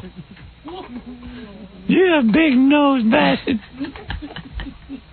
Let me take a break here. We'll be right back. Baba Booey gets to go to all the cool stuff I can't get to go to. What'd he do? Would you go to the Bruce Willis movie? Flunky. Oh, sorry. Yeah, the screening of the Bruce Willis Color of Night. Is that what it's called? I think so. Is that the one where he's naked or something? Yeah. Yeah. You can see where they cut out the part where you're supposed to see, his penis. Yeah. That's the whole bit. Bruce is complaining that people don't get to see his penis, but you know that's just like he doesn't want anyone seeing that. Well, they're putting it in the video. Oh, are they? Mm-hmm. They're going to be. They cut out a lot of stuff. Look, he's all upset that you can't see a guy's penis in a video. There's going to be like a director's cut, with all the extra footage. So how bad was the movie? Well, from the promos, it looks like all there is nudity. It's just, it's almost a porno film. It's almost a tip-off. Whenever they start showing you nothing but sex scenes in a preview, and you hear that the NC-17 has something to do with frontal nudity, you know they're desperate. It's a bad movie. Yeah, no story. Head for the hills. That's what it means. I can tell because I see him on Entertainment Tonight, and they ask him at the movie, and he talks about it. Well, I think it's really unfair that you can't see my penis. Yeah. And it's like, oh. Have you even heard the radio commercials? You get to see me naked. The radio commercials aren't sound bites from the movie. It's an interview with Bruce. It's like an infomercial. Right. It's like an infomercial. If you see this movie, like Bruce Willis is so buff that you got to see him. But you're a girl. Do you care about seeing Bruce Willis naked? That's not one of my, top 20 people to see naked. I think you'd rather see me naked. But you want to know the truth about it? He's really not bad in it. The real villain in this movie is the script. Yeah, Popcorn has a better plot. I'd love to see Gary's quote on a movie. Yeah, right. The real villain in this movie is the script. It really is, though. He's a very toothy Rex Reed. I love that. Yeah. So, I'd give it 2 teeth. 4 brushes. 2 incisors. Right. It only got like 2 stars in the newspaper. Yeah, I think that's for the girl being naked. Generous. The girl that's in the movie. Did you see it as well, Robin? No. She's just, she gets really naked throughout the whole movie. Really but naked. That's her claim to fame. She gets really naked in every movie. Oh, really? She's been in other movies? She did this movie called The Lover, and she's naked in entirely. My luck, I'll put her in my movie and she won't get naked. She should get dressed. I refuse. But you know what they did in this movie that was very strange? I guess, how many ways can you show sex on the screen? It's done a million times. So the first sex scene... Wait till you see my movie. I think I'm going to be doing it in a very unique way. I hope you do it in an exciting way, because The Lover was one of the most boring films I ever saw. Really? And I imagine that this one is, too. I have a love interest in the movie. Like, I have my wife and a love interest, and there's a whole thing going on there. I'm thinking of casting that model that was just... Wait, you have a wife, a love interest? Yeah. I got my wife, but you know how women are always tempting me? That's represented in the movie as well. But how representative is it? I don't want to give away the whole story. And the sex scene is not with your wife? Of course not. I'm not going to do any sex scene with my wife. I do that on a regular basis. I thought this was based on your autobiography. Yeah, well, it's a movie. You got to expand the autobiography. In other words, you got to make the universal woman. You understand? Listen, douche. Don't ruin my scene. You know who the real villain is in his movie? Yeah, my wife when she chops off my head. They do a sex scene in the movie that takes place completely submerged in water. Yeah, let's take. Where else can we have sex? Right. Like they're having oral sex. Both underwater. Yeah. Underwater. Yeah. Well, that kind of helps the taste. Wait, I just thought I had the worst chlorinated. thought. Yeah. I wish all women would be chlorinated. No, I just had the worst thought. Wasn't the guy... Who was the guy in Sea Hunt? What was his name? Mike... Lloyd Bridges, but Mike... What was his last name? Mike Hunt. I knew it! Sea Hunt. It was. It was Mike Hunt. Michael Hunt. And when you said he was making love underwater, I said, yeah, he's real Mike Hunt. Wow. I never realized that. Was that really his name? No. I don't think so. Oh. But that's what I thought. Mike Nelson? Oh, okay. Then it doesn't work. Sea Hunt. Well, Sea Hunt. Initial C. I don't know, man. Bruce Willis. Yeah, you can tell something's up with that movie because, every minute it's like... Nobody wants to talk about the plot. Yeah. Talk about all the nudity. I'm really upset. I saw him doing an interview with Lisa Gibbons. No, actually, it's that other woman they have. Lisa introduces it, and then they're sitting there with that Jamie somebody. Oh, I thought that was Lisa Gibbons in a black wig. No. That's not her? Jeez, I got to get my act together. So, anyway, whoever that woman was, he's all serious. He's like a real serious guy. Like very serious. No humor. Yeah, none. No sense of humor whatsoever. But he's one of those guys who thinks he has a sense of humor. Nobody's funny but him. Right. So she goes, well, tell me, what did Demi think? And, like, all of a sudden he hears Demi, and, like, the hair on the back of his neck goes up. He's like, what? Like, don't ask about my personal life. Because that's what you're supposed to say when you're a celebrity. Don't ask about my personal life. They're all, like, puppet heads. Idiots. All these actors. They've become like sports figures. Yeah. I don't know what to say. I'm very protective of my family. Hey, you jackass. If you want to be protective, why don't you move to Idaho and get out of the film business? I do have to say, Howard, in this movie, when I was watching it, when they did the sex scenes, they were pretty lengthy. And I was just thinking that, even though it's a movie and even though they're actors and stuff, they look like they were having a pretty good time. And if I was his wife, the girl's really good looking. Yeah. And he's all over her. Yeah, of course. And you know what they're thinking? They're thinking, well, it's not going to do so great in the movies. But on video, everyone wants to see Bruce Willis's penis. They're going to be in for a real shock. Nobody cares. No, what I was saying is I would... the wife should care because they said to him, how does Demi feel when Was she there when you were doing any of these love scenes? And he's all irritated because she's mentioned Demi. Yeah. Dummy. No. Dummy. Yeah, my wife's name is Dummy because she thinks I don't enjoy these love scenes. So, I don't know. It's just, you can He tell. gives that typical answer, look, we're actors, and this is our job. Yeah. This is our job, and, you know, this is one of those things where you really don't get aroused on the set. No, yeah, sure. Okay. Good scam. Big scam. The girl was really funny when she said, well, Bruce, I thought he was rather courageous because I don't take off my clothes unless they make me. And he didn't even have to, and he was willing. Yeah. I think I should be naked for the scene, but Bruce, it's all right. We're only shooting you from the waist up. No, I want to be naked. I really want to get into it. Well, supposedly, what everyone who saw the uncut one says, he's really well endowed. That's why he wants everybody to see so that. maybe I heard he wasn't. I thought I read that he was. Yeah, it would make sense that he is. Richard Gere's the only nut who goes on a movie and doesn't have any penis. Richard Gere has such a cute face, the girls kept telling him it didn't matter, and he believed them. I got a feeling if you're well endowed, like Bruce Willis, if he is, you're naked during lunch. You walk around naked. Carry your tray on it, right? At the cafeteria. I don't know. Whole thing's so weird. Bruce Willis. Just do another Die Hard movie. Well, he's doing it. I know. That's what he should do. Stick to that. Yeah. You cannot act. And hope somebody writes you some good lines and put in your puppet head. Don't bring up to me. That's my personal life. I thought we agreed I'm not going to talk about my personal life. And he starts growling. Yeah, what is he, 80 years old? All these guys make me sick. Everybody makes me sick. They should just run him out of the movie business. He'll be talking about Demi. He'll be talking about anybody. Give me a talk show. I'll talk about Demi. I'm not doing any frontal nudity, that's for sure. Come on. Yeah, oh, boy. How about got to sell those videos. I don't care. Will you do any butt shots? There is a butt shot in the movie. When you get up naked, you get out of bed, and you walk to the refrigerator. Yeah, I'll be doing that. Oh, you're going to... All right. Yeah, every scene in my movie will be a little bit different.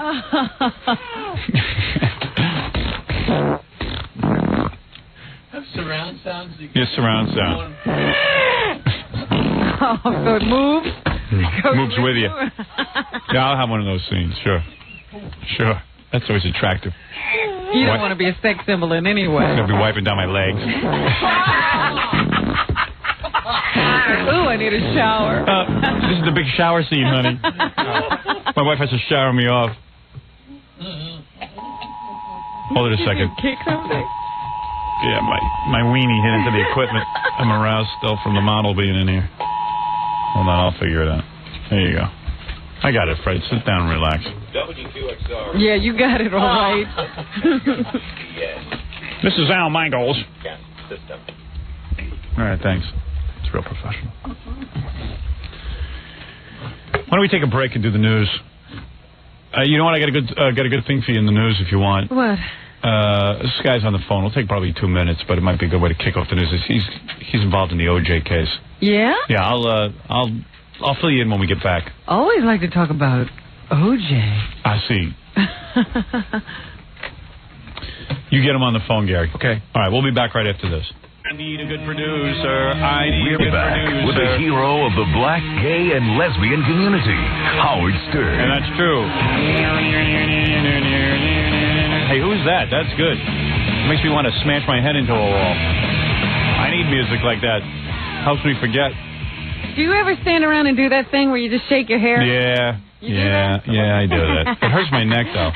I don't know how guys do that. Let me see you do that. You got to give me some music. That was good music to do that, too. Let me see. That's how I dry my hair every night. Hey, where's like a Metallica album or something? I'll check the office. It's too long to check the office. Just something that's here. Isn't anything in there? No, you can't shake your head to 9 Inch Nails. You can't? No. That's all that. It's like college music, It's very high tech, a lot of. It's got to be Metallica. It's got to be somebody who plays guitars, knows what they're doing with drums. All right. That's for Metallica. You could shake your hand to. You shake your hair to like Henry Rollins' band. We don't have that. I doubt it. That would be great. You could shake your head to. There's like different songs. Yeah, there's good head shaking songs. Yeah, Pantera. What do you got? This you could probably shake your head to. What is that? It's an old Judas Priest record. Oh, get out of here, Fred, with that. I'm not shaking my head to that. You shake your head to that. Break your neck to that. Yeah, go jump out. Why don't you go to Scores and smash your head into the wall? All right, shake your head to that. You're not youthful at all. Judas Priest. No, aren't they bald? Judas Priest. Yeah, they have no hair. I shake my head no to that. Not quite the same thing at all. Yeah. Judas Priest. Thanks for helping us out, Fred. Thank you, Freddie. Fried. Anything that's on vinyl, I probably can't shake my head to. It's got to be a CD. I would have done it for you, but... Yeah, I wanted to see that. Fred gave up. And nobody else is helping. Got 15 lay lumps out there. Yeah, I got 13 lumps of flesh out there. Lay lumps. I got 13 lay lumps out there. Hey, lay lump, what do you got for me? Pantera, Cowboys from Hell. I got that Pantera album, but I listened to it. I don't know one song from the other. Let's put it on and try that Cole. All right, I'll try it. Let me see if there's something here. It's not bad. Maybe it'll cook. Maybe it'll speed up a little. I got headphones, so I got to take them off. Yeah. So how am I going to hear the music if I... Oh, I know how I'll do it. All right. There it goes. There you go. Right. It's hard. I can't hear the music. Oh, no.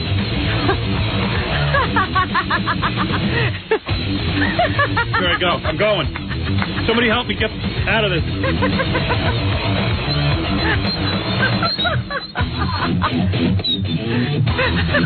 How's that? Oh, I'm dizzy. Pretty good. Yeah, I can do that. Sure. You could probably do that with your braids.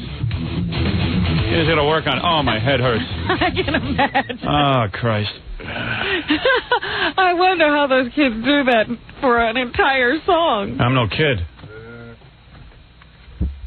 I saw John on Conan O'Brien, and John's hair is so stringy and disgusting that, like, he's like spitting into his own hair and, like, trying to sing and look cool, but instead he looked like Cousin It, who got a break on Conan O'Brien. You said it looked good, you said.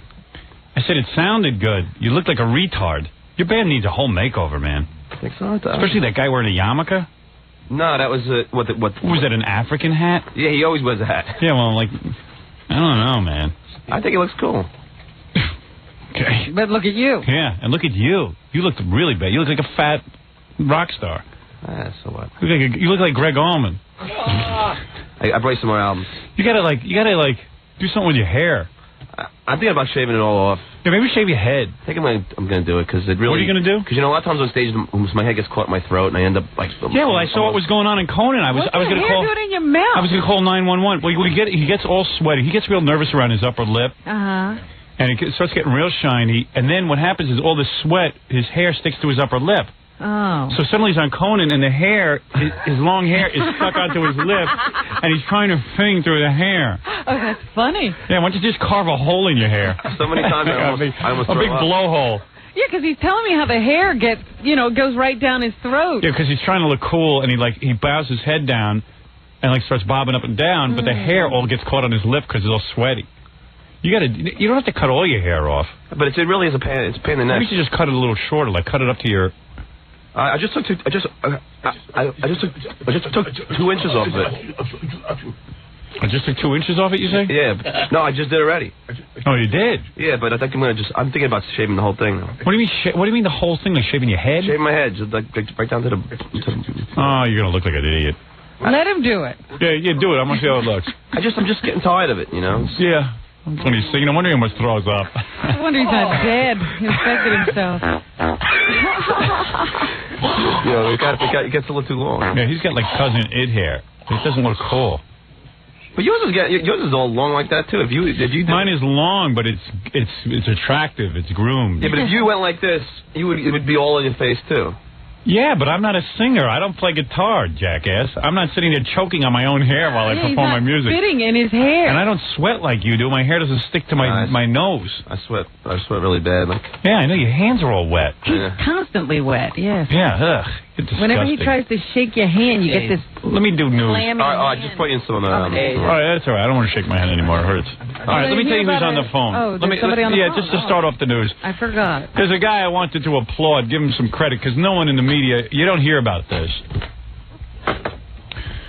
You know, you read in the newspaper how O.J. Simpson has friends of O.J. Simpson, $250,000 here, $250,000 there.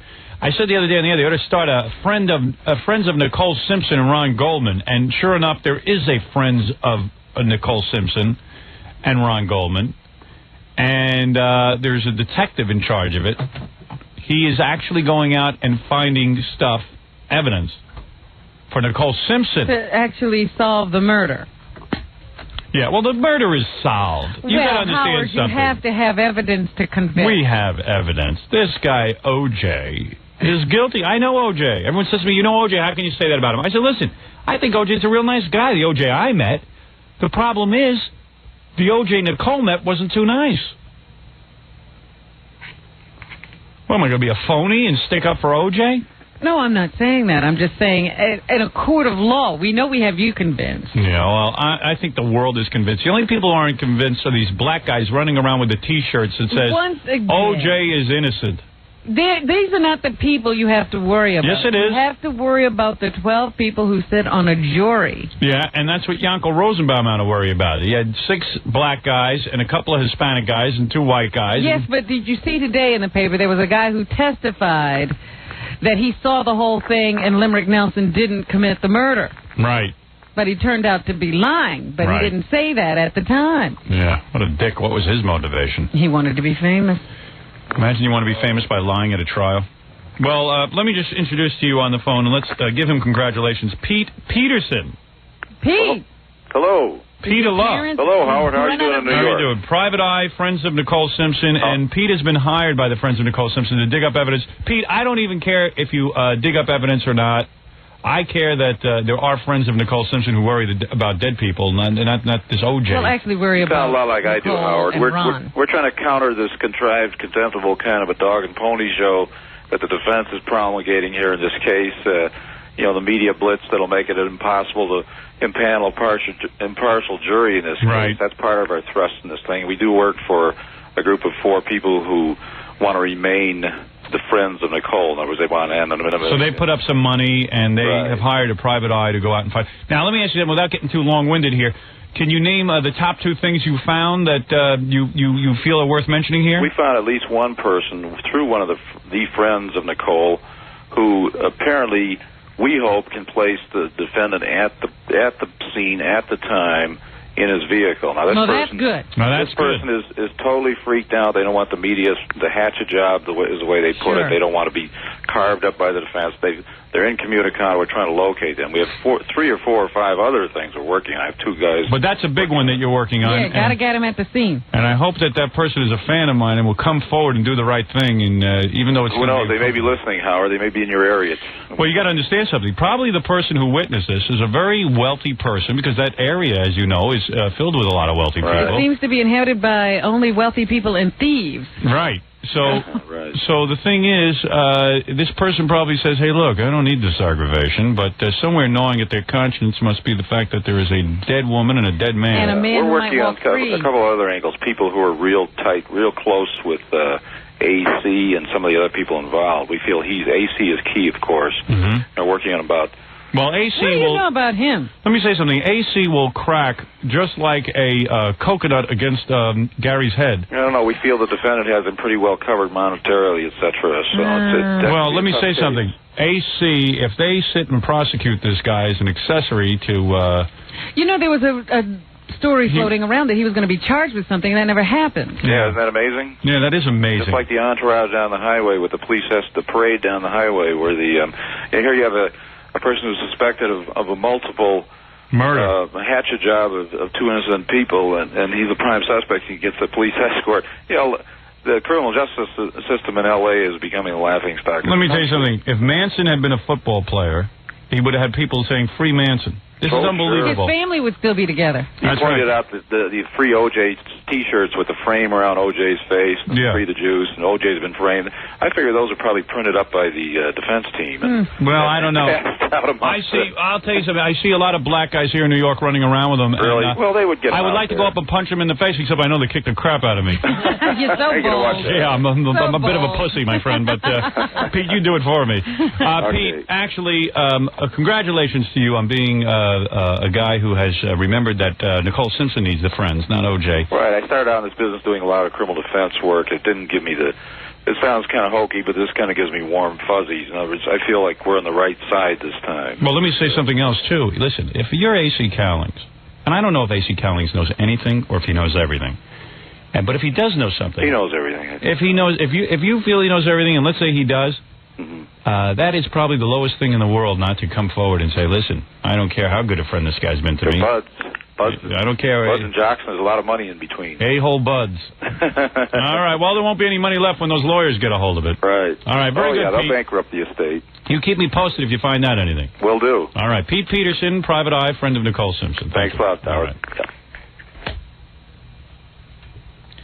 Get out. Look at me. You put me in a room with AC. If he knows anything, I'll get it out of him. You're going to handle AC. You can't handle a guy with an OJ T-shirt. No, I do it a different way. I get these black guys in a room. What do you do to him? I threaten them with voodoo. It scares them. I'm telling you.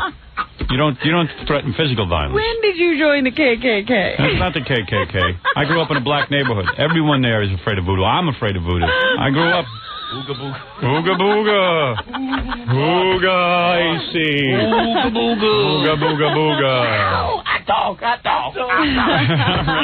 Don't give me no whamma jamma. Don't you give me no whamma jamma. I talk. Ooga booga. Ooga booga. That's right. I thought you really knew something. Of course I know something. You think that works, huh? Don't look at me with that hoodoo. Well, also, Howard, I heard that the defense is now requesting the personnel files of investigators in the case. Right. Sort of a fishing expedition to see if they can't find something else to use to attack primary witnesses for the prosecution who will be testifying against O.J. Simpson. I see. At the time of the trial. Well, we'll see what happens, Robin. We'll see what happens, won't we? Pete is on the case. Pete Peterson with you. Want to hear about a custom that maybe we ought to take up in this country? Could that be his real name? Pete Peterson. Peterson? That's what I said. What, did his family run out of names? Is Pete the only thing they know? Get him on the phone. You didn't hear me when I said that. I mean, what is it? Peterson. Peter Peterson. Yeah. Remember that guy we knew, Dick Dickerson? Anyway, go ahead. This is, what country is this in? This country here is America. Don't ask me tough questions. I don't know what country this is, but there is some little country where the men in a group will clasp the penis of a departing guest as a farewell gesture. So when you're saying goodbye to Jackie and Fred today, clasp their penis? Just grab them. Wow. You know, show them you love them. And you're going to miss them when they're gone. Well, how do they, I mean, I don't understand something. Are the guys naked? I don't know. Like, how do you get in their pants? I mean, do you unzip their fly I don't know into whether that? you're grabbing... Oh, you just grab the crotch? Oh, I see. Well, that's not But you make sure you get some. Yeah. That's a nice way to say goodbye. Yeah, instead of shaking hands. I'd rather shake that than John's sweaty hand. Big wet hand. So maybe that'll be a nice way for men to start greeting each other. I shake a lot of hands all day, you know, because, you know, I'm famous to a degree. People want to touch you. People want to shake my hand, and every other guy I meet's got a big wet hand. It's really... Do they know? Do they know that they're wet? Yeah. Because I imagine if you knew, you wouldn't give your hand to someone if it was going to be uncomfortable.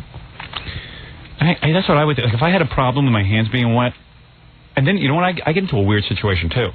I meet, like, 5 guys in a sales meeting or something, like a client meeting. And the first guy, you shake his hand, and it's all wet. Mm-hmm. And then you got to shake the second guy's hand, and he thinks your hand is wet, and there's no time to wipe your hand on the side of your leg. Right, and that would look funny anyway, if you wiped your hand. The next time that happens to me, I'm just going to say to the guy, do you know your hand is really wet? Yeah. You know, maybe you should call these people out on it. Maybe they don't know. Because I'm always asking John that. Do you know your hand is wet when you're touching me? And they all insist on shaking my hand. Like, I'll walk into a client meeting and see, like, 6 guys sitting around a table, and I'll say, hey, we don't have to shake hands. Everybody, you know, it'll take too long. And then they all stand up and go, come on. And you see, you have never figured anything out. After studying O.J., yeah. See, what you should do. Good, now I'm learning from O.J. What you should do is take a knife and kill everyone. And cut your wife's head off. Yeah. Well, how quick can I learn from O.J.? He used to be ushered into a room, but he would stand behind a lectern. And there would be a situation where O.J. would talk and then take questions, and then he'd be ushered out of the room. He didn't have to shake everybody's hand. Yeah, so you're always saying separated from, you know, even in that little... Yeah, but the sales guys don't protect me here at all. They just treat me like I'm a dick. That's why I don't want to do any client meetings anymore.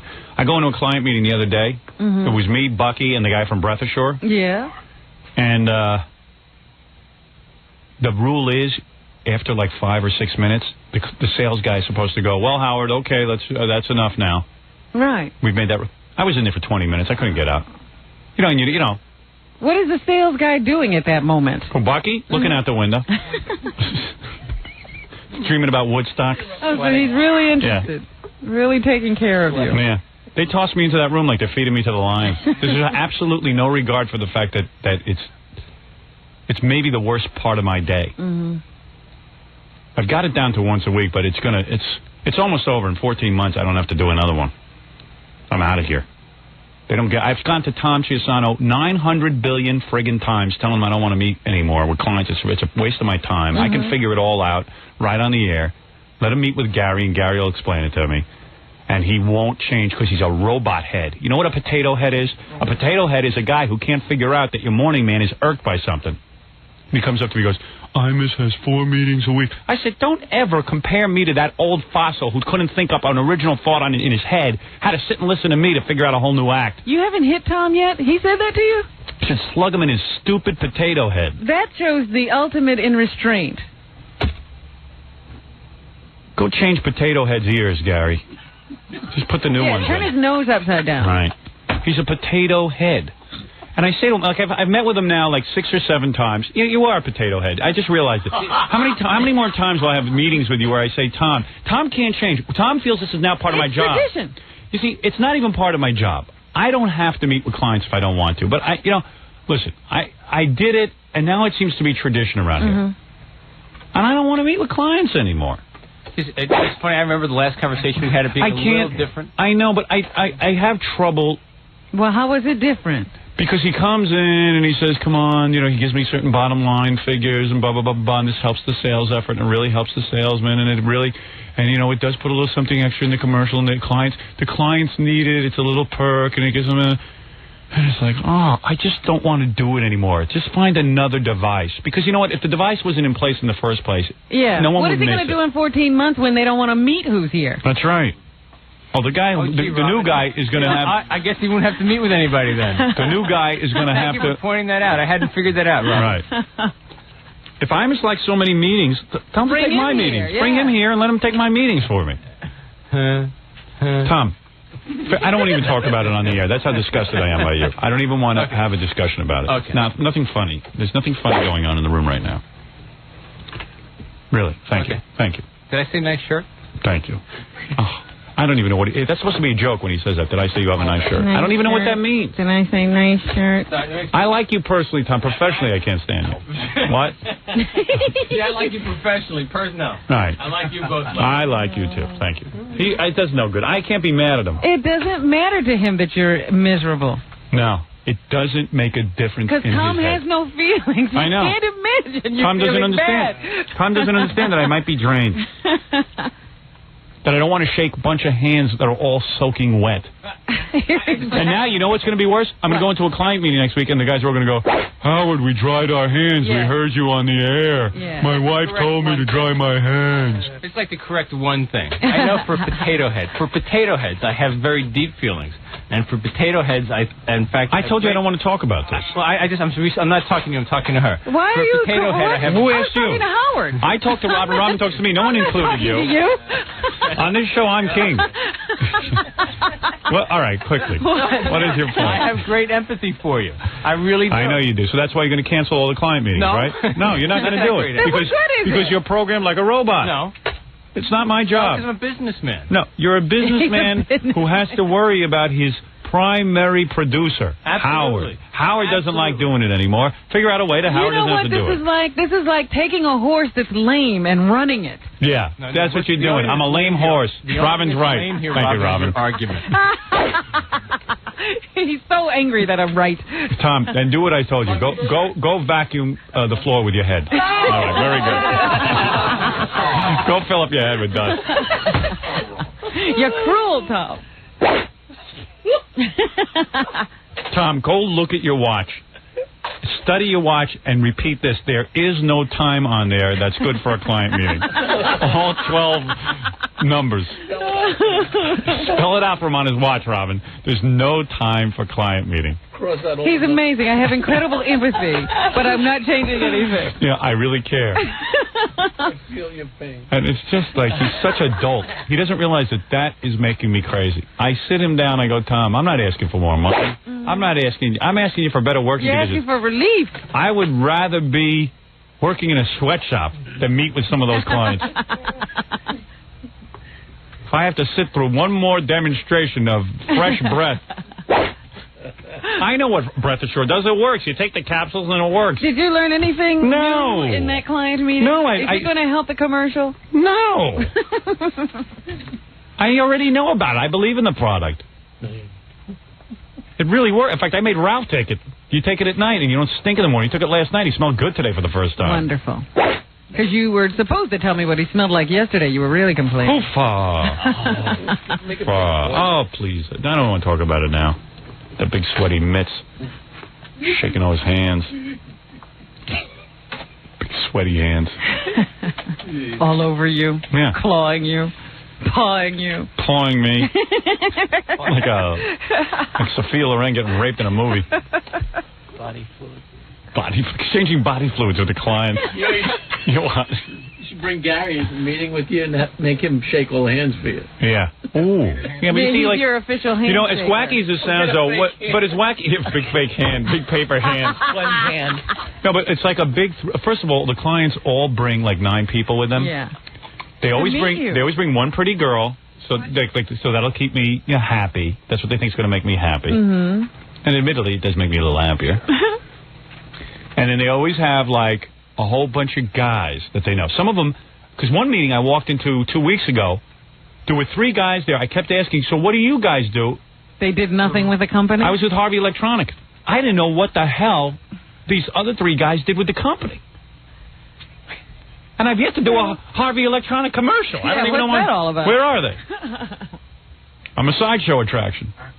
So they have like 3 guys, and you know everyone's just piling people in. And most of them have wet hands.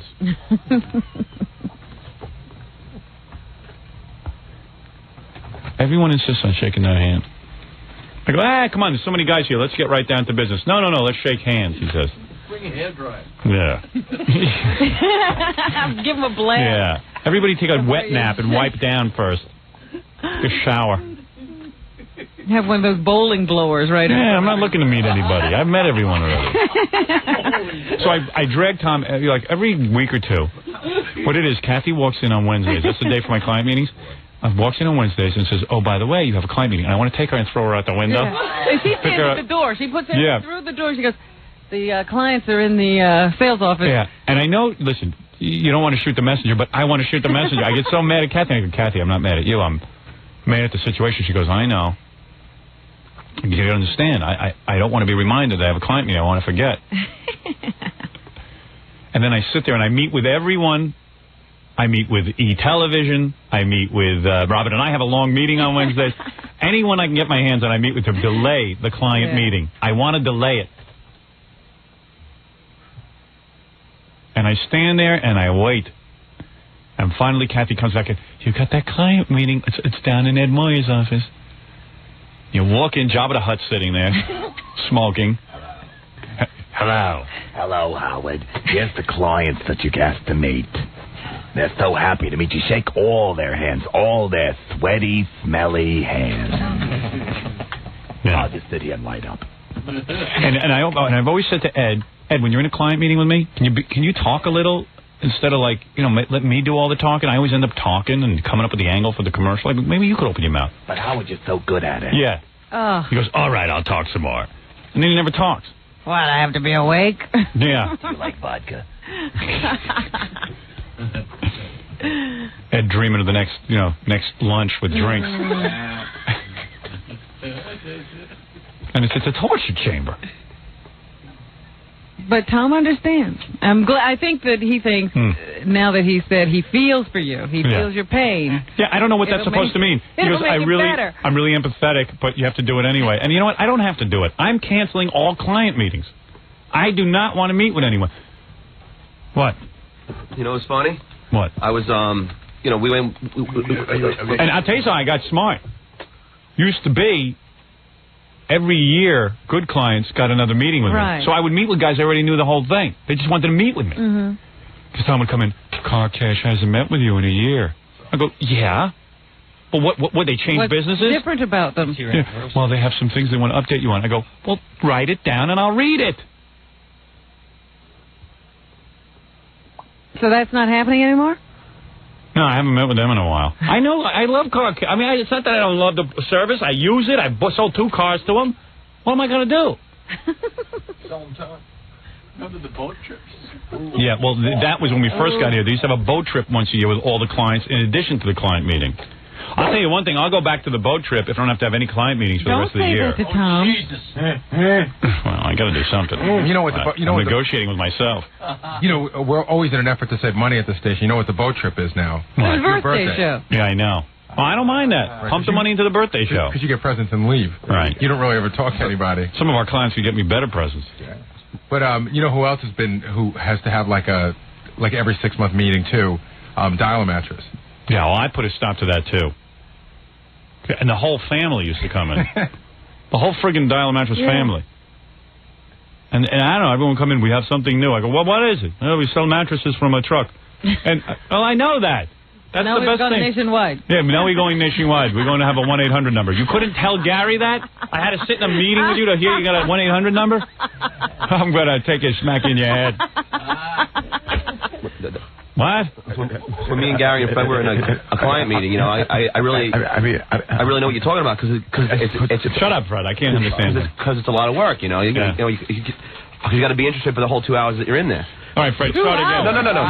So then I went up to the sales. I went up to Tom and Frank, the sales guys. And I said, I got to hand it to Howard. It's doing all those client meetings. They're like, hey, and they said, look, let me tell you something. Howard is the best at these client meetings. He's incredible. Yes, but he doesn't get paid to be a salesperson. Right. They said that you're interested in everything. I'm acting. You'll see it up on the screen in a few months. They don't even get it. They think you're having fun. I know. Oh, he loves the client meetings. Oh, Howard, he's the best at this. The meeting that John and Fred and I were in. And now when I go into client meetings, they're going to say, Howard, we heard you on the air. We know you don't like these meetings. And I go, no, I absolutely lie. You lie. You got to lie. They're clients. The meeting that John and Fred and I were in, it was for Iowa. They have those new speakers with surround sound or whatever. Yeah. They started handing out diagrams of a room with the speakers and where the sound. Yeah, I missed that. I'm sorry. Didn't you want to be there? I got that commercial coming up, actually. But you know who's great? Freddie's great in client meetings. Yeah, Freddie loves. Excuse me. Fred's like Columbo. Yeah. They're all ready to walk out. You think you're done, and he starts up. One more thing. Well, Fred, I got to tell you. One more question about that's how Fred talks on the phone.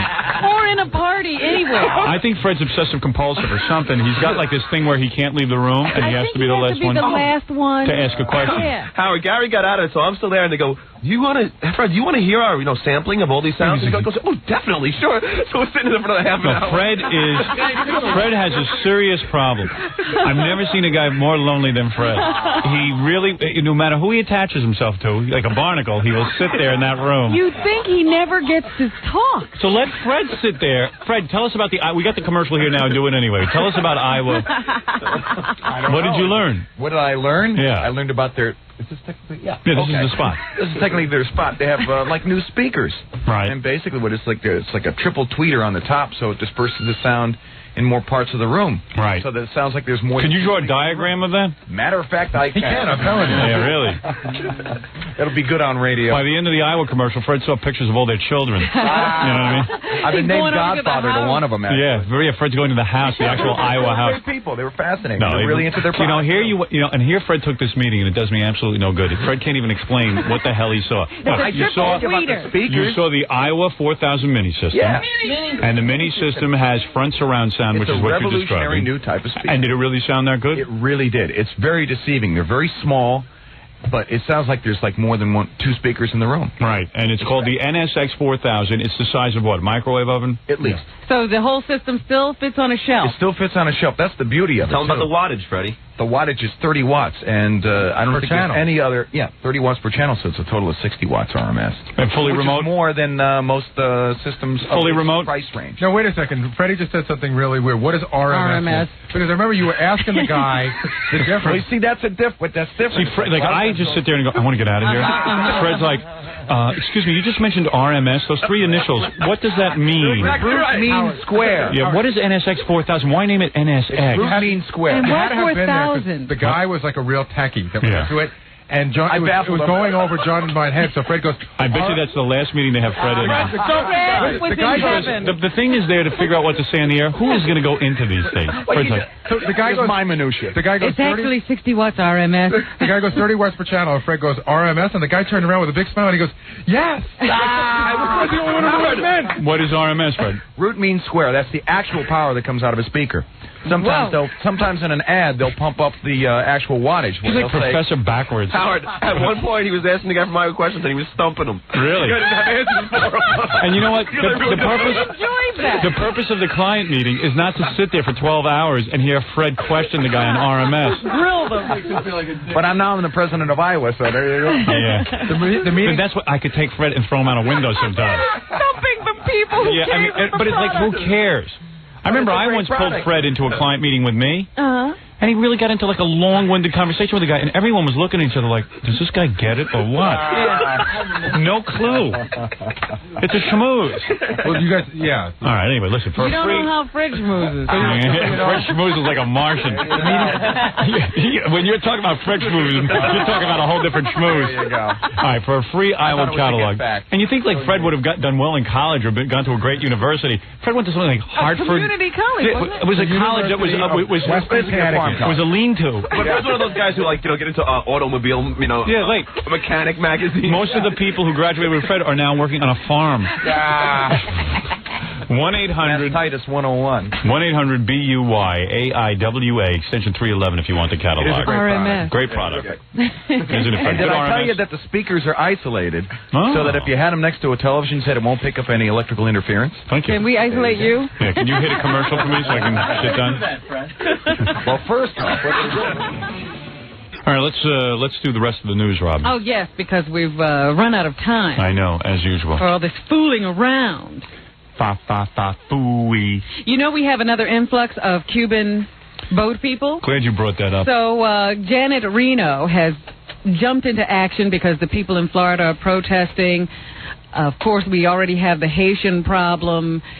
We don't let those people in carte blanche, and it looked kind of funny when the Cubans just come over and we just let them walk in and assimilate. So now they're saying they're going to intern every Cuban refugee who comes to this country. Here is the Attorney General, Janet Reno. I go to Reno. Oh, the Cubans are singing, I go to Reno, Janet Reno, la la la la. In an effort to deter more Cubans from risking their lives, effective immediately, the Immigration and Naturalization Service will detain all individuals interdicted. The detention of these people will continue at appropriate facilities pending a determination of how they should be processed by the Immigration and Naturalization Service. Want to know how I feel on this? I'm a very clear thinker on a lot of things, and I'm not afraid to take a stand. That's why I probably would... with that said, what do you have to say? All right, let me tell you how I feel about the United States and our future as a country and what's going on. I have told you in the past that this country is about full of people. We have a population explosion that is unbelievable, that the forefathers of this country could not have predicted. They just had no idea. They had wide open spaces back then.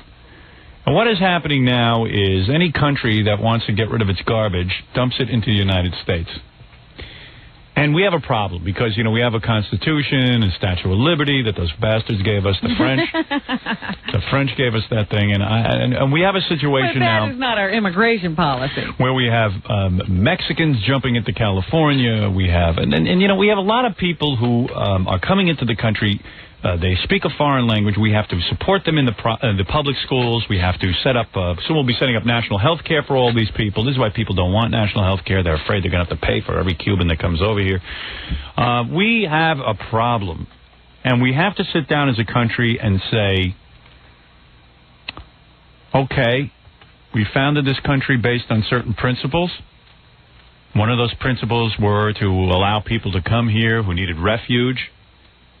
And we did enough of that. We did our duty. We filled up the country. At some point, even a milk container. You're just saying that because you're now here. Yes. You got in. That's right. That's right. And I think that a lot of these refugee types have proven to us when we let them in the country that they don't appreciate it. They don't try to assimilate. They go on Ricky Lake Show and yell and scream. You see them on there every day. And you want to see America, you tune in the Ricky Lake Show. Well, that is a frightening view of America, true. What was the topic yesterday? Recent refugees who have come over here and eaten their young. I mean, listen, they have proven they don't appreciate us. They're angry at us. They scream about America not supporting their country, their country of origin. They hated their country of origin, but now they hate America. These are people who hate. They hate everything about their lives. Their miseries. For the most part, there's no Einsteins, you know, emigrating now. Immigrating. There are no Einsteins coming in. There That's are no all you want. Louis Pasteurs. Yeah, that's all I want. At this point, we have enough people to work at McDonald's. We got enough people running shrimp boats. Take that Statue of Liberty, lay it down, lay it across the harbor to block it. Steal the Great Wall of China, put it around this country, and make a vigorous stand, make a giant stand, President Clinton, and take these Cubans and point them back to Cuba or somewhere else.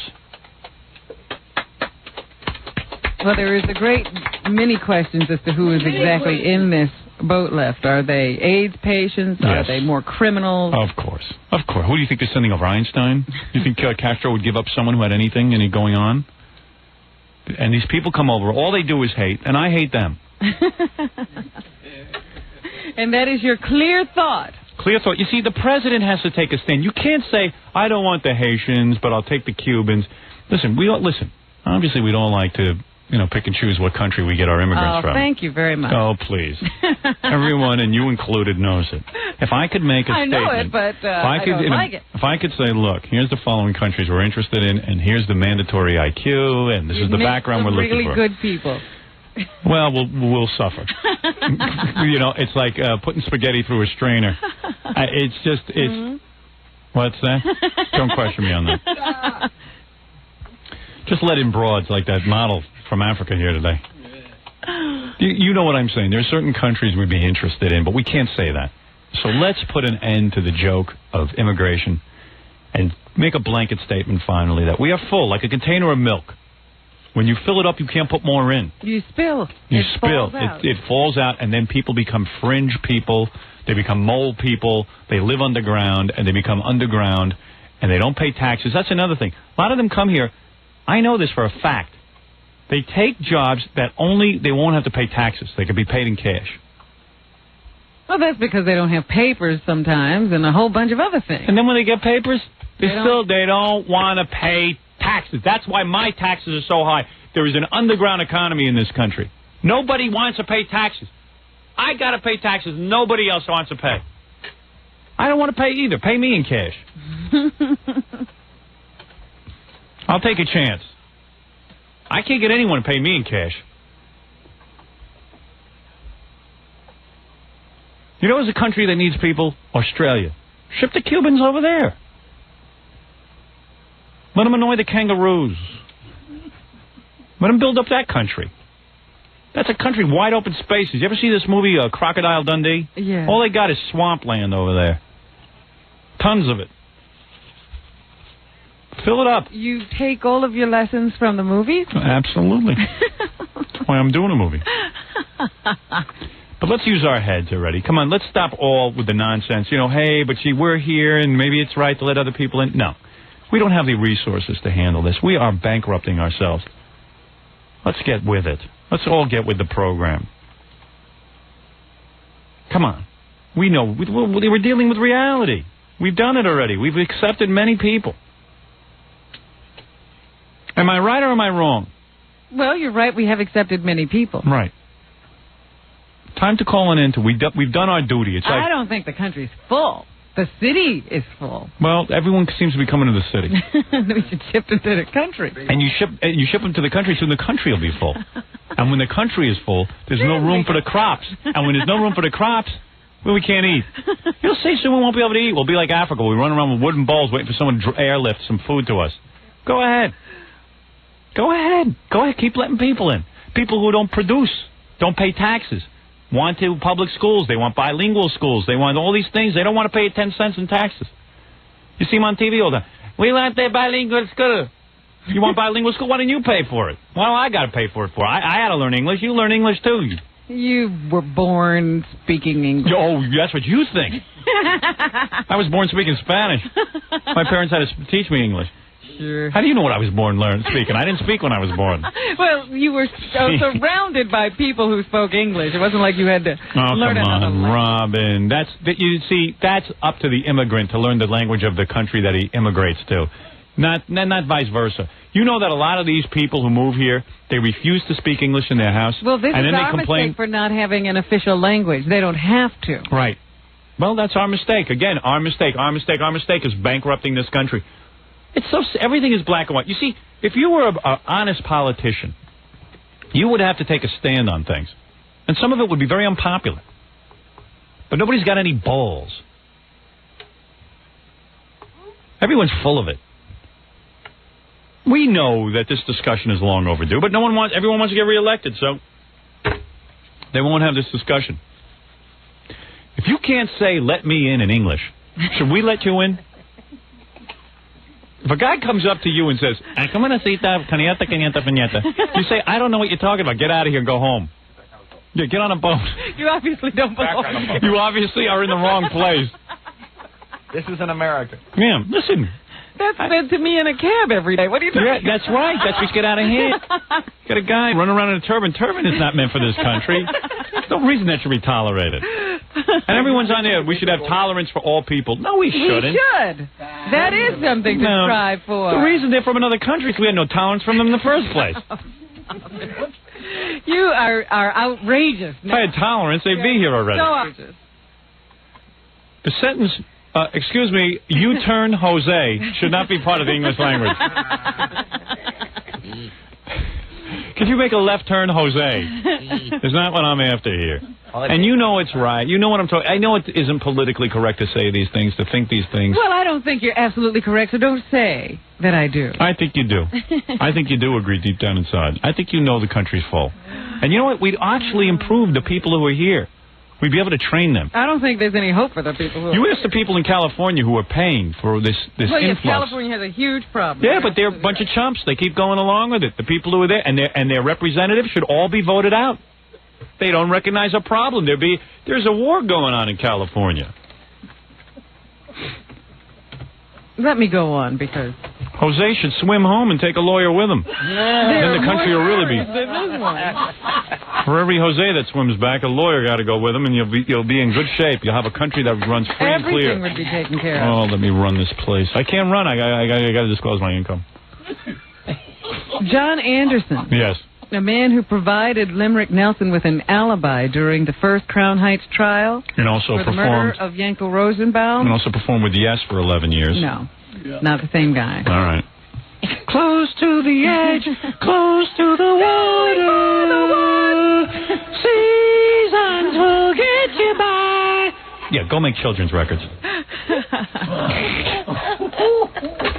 Anderson told the police that he saw the whole riot that resulted in the death of Yankel Rosenbaum, indicated to police that Rosenbaum had kicked at one of the people in the crowd, implying that he had instigated the attack on himself, and said that he saw Limerick Nelson hand his knife to someone else. Now he has said to police that he was lying. Limerick Nelson has been once again charged in the case, this time with violating the civil rights of Yankel Rosenbaum, and they do not expect that this John Anderson will be testifying for Limerick Nelson again. He now faces time as a result of a perjury indictment. That case should be closed unless they get another whacked-out jury like the last one. They had a whole bunch of ethnic types on the jury. Well, once again, I tell you what the evidence is. Yes. The evidence is the following. The kid admitted to doing it. The point is, this man says... And he lied. ...to a jury. At the time, he wasn't saying he was lying. No, I know, but forget about that guy. You knew that guy was something wrong with him. Oh, yeah. You could tell. Here you go, you can tell it. I'm telling you. He thought he was going to become a hero in the black community, this guy, by saying, hey, Limerick didn't do anything. And That's not the point. The jury was presented with this evidence. The jury was presented with the following. Limerick was recognized only by... to look at certain evidence, Yes. Howard? Yes. Oh. I want criminals locked up and killed. I can't deal with you. We have a society overrun with criminal mentality where people run around with free OJ shirts. I'm going on. The two children whose mother was killed by their father, they are back in the United States. The father was a Jordanian citizen. He rushed home after killing his wife, taking his children with him because he was afraid his wife would take the children in the divorce action that she was contemplating. That's what you get. A few days later, they walked into the house and found the wife under the bed. In an interview with Primetime Television, this man, Mohammed Abikwa. Mohammed Abikwa. Go ahead, marry a guy named Mohammed Abikwa. See if you don't get chopped up.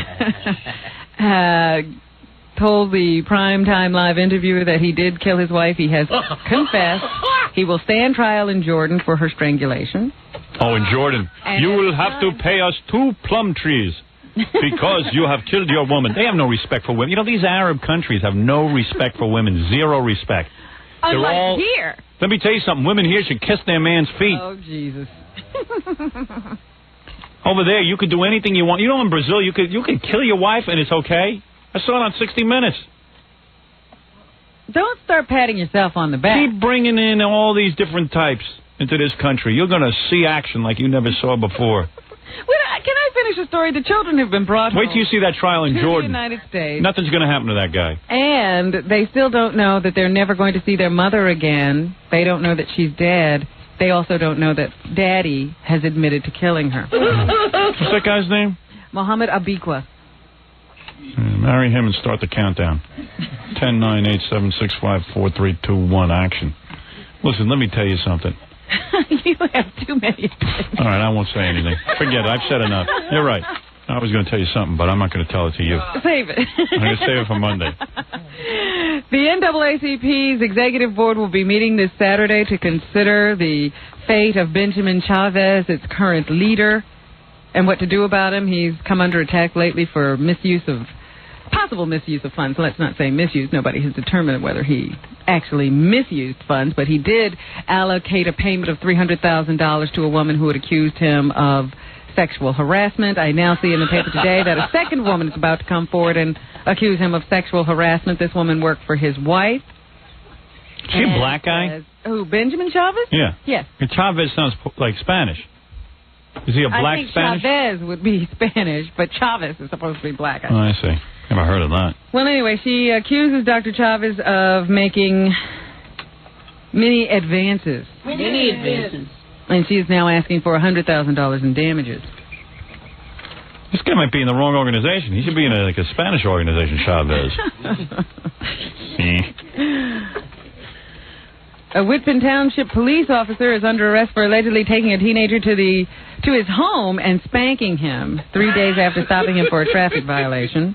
The man in question was 18 years old. Police are withholding his name because of the sensitivity of the story. Let me get this straight. The guy who stopped him wasn't a cop? Yes, he was a cop. Oh, cop. He took him home and spanked him? Officer Thomas L. Kern, who is 31, spanked the bare buttocks I'll take you and get some justice. Of an 18-year-old male. Now, if he called his caning, would it be better? With his hand and with a belt. Handing. What happened was... Young man, I want you to pull on your pants. That on August 10th, the police officers stopped this 18-year-old young man.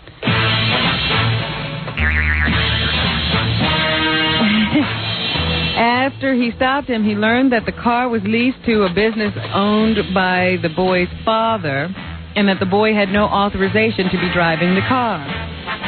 But he let the teen leave the scene of the crime without a citation. But you'll be disciplined later. But they remained in contact. Your license is expired. Now kiss me. That is your Caught punishment. him on Saturday. For some reason, the teenager met Kern at a restaurant in King of Prussia. Great country. After dinner, Kern took the young man to his residence where he repeatedly struck his bare buttocks. They don't even say how they got bare, though. Yeah, like, what was the whole move there? You know, they don't know how to write a good story. Right, how did he get a bare buttock? Yeah, I mean, what do you think the reporter could sort of make that transition for us? Was the guy naked in the restaurant? I think he was wearing chaps in the restaurant. So he struck the bare buttocks with his hand and a belt. The teen told his parents a few days later. He never told police, but he told his parents, who then reported the whole thing. The whole mess. Yeah. And they say that the young man now says that he has a serious disfigurement of the buttocks as a result of the welt left by the belt. Where did he hit him? Like right on the cheeks? On the buttocks. Did the teen void? Did he get any sexual pleasure out of it? They're going to ask that in the... Who, the teen? Yeah. I don't know. I'm sure the cop must have really gotten into it. As a duly deputized officer of the law. Yeah. Officer Elvis. Officer Kern has now been charged Kern. with official oppression and simple assault. Hold on your pants. Yeah, well, someone's got to take the law into their own hands. This boy was speeding. I'm tired of the justice system. So let's off these speeders. Let's really take the law into our hands and spank. Take this breathalyzer. Please, is anyone here in this country ready for justice? If this guy was speeding along, he could have hurt somebody. So I took the law into my own hands and took him and gave him a good spanking, a nude spanking. And what's wrong with that? You tell me. At least this boy was given some justice. Well, that is taking the law into your hands. Of course it is. I just got finished raping a jaywalker. Now it's time for some real... He'll cross at the light from now on. He'll cross on his knees. That dude can barely walk. And let me tell you something. This isn't the only justice I'm going to give out. You're going to mete out. I'm going to mete out more justice.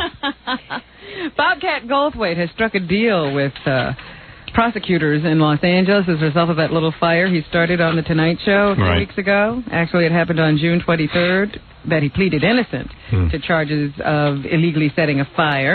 In the plea agreement, he will make a videotape of a public service announcement and pay restitution. Bobcat, you're not going to light any more fires, are you? I'm never going to set a couch on fire on The Tonight Show. I'll set his head on fire. Jay Leno swearing at me. That was funny. What the F is wrong with you? You're about as funny as Bob. You know what? I think the funniest thing about this story is it says Goldthwait 32. 32? Is that a football number? A jersey number? Yeah, I don't think that's his age. Yeah, he used to play professional football. 32. Yeah, actually, you know what?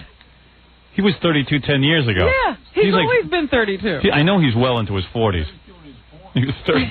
Actually, he's a lot younger than us, believe it or not. Not that much. Yeah, I think he is.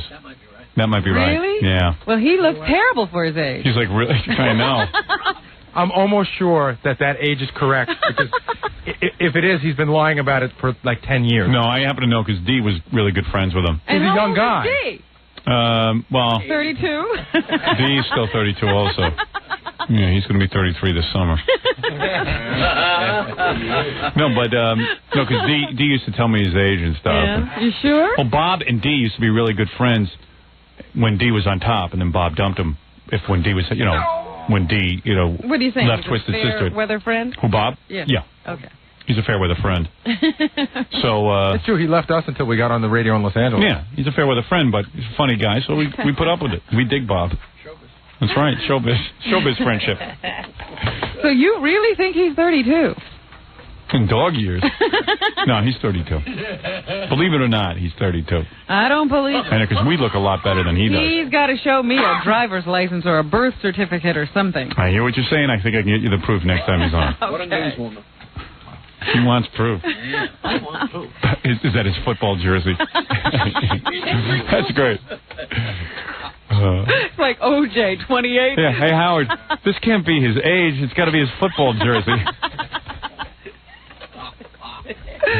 That's a funny line. I don't like when you're funnier than that. I'm sorry. All right, go ahead. It was an accident. All right, don't let that happen again. Did you see that MTV is setting up some kind of a shopping thing? Yeah, I've watched that. Cindy Crawford is going to be their little hostess. Yeah, she's getting a little long in the tooth. I haven't seen her. They're running this I'm not a big commercial. House of Style fan. They're running this commercial where Cindy actually has to act, and she acts like she's angry. Yeah. Have you seen it? The mole goes from being cute to... Yeah, like is it hair growing out of it? She's on a swing, and she's supposed to be angry, and she looks really ugly. Fading like an old Polaroid. I can't wait till she gets really ugly, and no one wants to talk to her. What, did somebody throw water on her, and she's melting? Yeah, Richard Gere starts to realize like she doesn't have any personality. I think he may have already noticed. Yeah. Well, they, I guess, are combining merchandising from all three of their channels, VH1, MTV, and Nickelodeon. It's awful. I saw it on, I tuned in MTV. I never see any music videos anymore, and I tune in MTV, and there's this, like, young, hip guy who thinks he's real cool. He's, he's like a Generation Xer. Mm-hmm. But he's real annoying because he has to do Home Shopping Network. Mm. And he's, like, trying to be cool and telling you to buy, like, cool MTV stuff. This stuff didn't even look that cool. When is this on? It's on, like, in the afternoon. They just put it on, like... Yeah, because they say they're going to have half-hour programs and hour programs. Yeah, it's going to be and like... this is a test for some kind of another home shopping channel. They got to get some cool stuff. I might even order something if it was cool, but I don't know. It's all like junk. They sold $1 million worth of stuff. Yeah? In like over the Woodstock weekend. Well, that's not hard to do. Those really ugly Woodstock shirts. Big giant doves and stupid guitars. And I was looking, those two things they had hanging on the side of the stage. Those are ugly. And then the list of every band that played at Woodstock on the back of 5,000 bands. Yeah. So it's like... Didn't I don't have know. the Woodstock logo at all. I hate T-shirts that have like tons of stuff on it. I like just like a simple something. Mm-hmm. I don't know, that Woodstock T-shirt, I want to vomit. It looks like Tom designed it. Yeah. Let's see if we get the Woodstock logo in, and also the logo that everyone recognizes, the guitar and the dove. And let's see if we can get the station call letters on it. And let's see if we can get... a little room for Kick Me. Yeah, and then we can sell a sponsorship on it. Maybe Pepsi can come in on this. That's right. Yeah. We can get that in there. Jeez. Amazing. And busier than Puerto Rican jumper cables, that shirt. 2 movies opening this weekend, the Bruce Willis movie Color of Night and the Whoopi Goldberg movie Karina. Karina, you said Karina twice. We heard you the first time. No, it's called Karina. Now you sound like you're hawking the film. Karina. She plays a maid who happens to fall in love. A tough love. With the guy whose house she cleans. Yeah, Ray Liotta. I heard this is real realistic. Someone told me they saw it the other day. Did you see it? It wasn't me who told you. Ray Liotta. Oh, okay. Ray Liotta is like this, pretty good-looking guy. He's a decent-looking guy. And he's got like all of this really great-looking white woman going after him. I mean, like a model. And he's like, I don't know, man. I'm not into it. I'd rather be with Whoopi. Yeah, but I want to be with Whoopi. This is like the Ted Danson story all over. And it's the 50s. Yeah. Yeah. That's right. And the woman's like, the white woman is like putting her hands, and this is a model. This is no just ordinary white woman. Yeah, she's chomping at the bit to get him. Yeah, and she's like putting her hand down his pants, putting it on his leg. And all he can think about is Whoopi, because she's so great with his kid. Yeah, you know what? I would tell Whoopi, listen, here's $50,000. Take the kid with you. Get rid of him. I'm going off with this white model for about 3 years.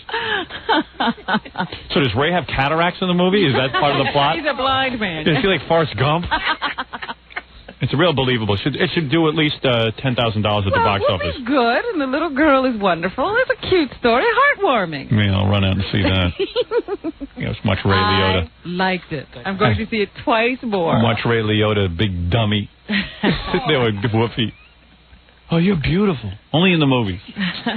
You have the greatest smile. Is that what he says to her? Yeah. Those two front teeth are nowhere near each other. You got the greatest smile. If I was Whoopi, I would have smacked him and said, "No, I don't." Who wrote this down? Yeah. David. Oh, come on. Just Ted Danson must have told her that. No, I guess. I don't know. Jesus Christ. The movies is getting, used to be movies were moving toward a more realistic approach. Now they're complete fantasy. My movie is going to be very realistic. I can see any of this baloney. I can see me telling Whoopi she got a great smile. And she's a maid and they're discussing opera. I tell you, I'm doing a movie. I ain't going to be with no maid. Waiting to see what I'm with. Is that Puccini we're listening to for dinner? Is that what she says? She says, oh, I see. She's She's got a college education. She's a maid. Where'd she get that? Unbelievable. That's what I mean. It's a fantasy. Forrest Gump wouldn't tell Whoopi she's beautiful. Stupid is as stupid does, but I got to tell you, honey. Even Forrest Gump got Robin right. Yeah, right. He even knew what to go for. Mother told me life's a box of chocolates and Whoopi's ugly. Yeah. Stupid is as stupid does. You're not kidding. And this movie is stupid. Stupid as stupid is.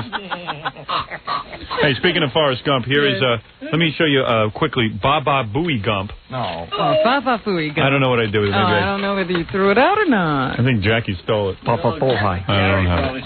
Oh, here it is.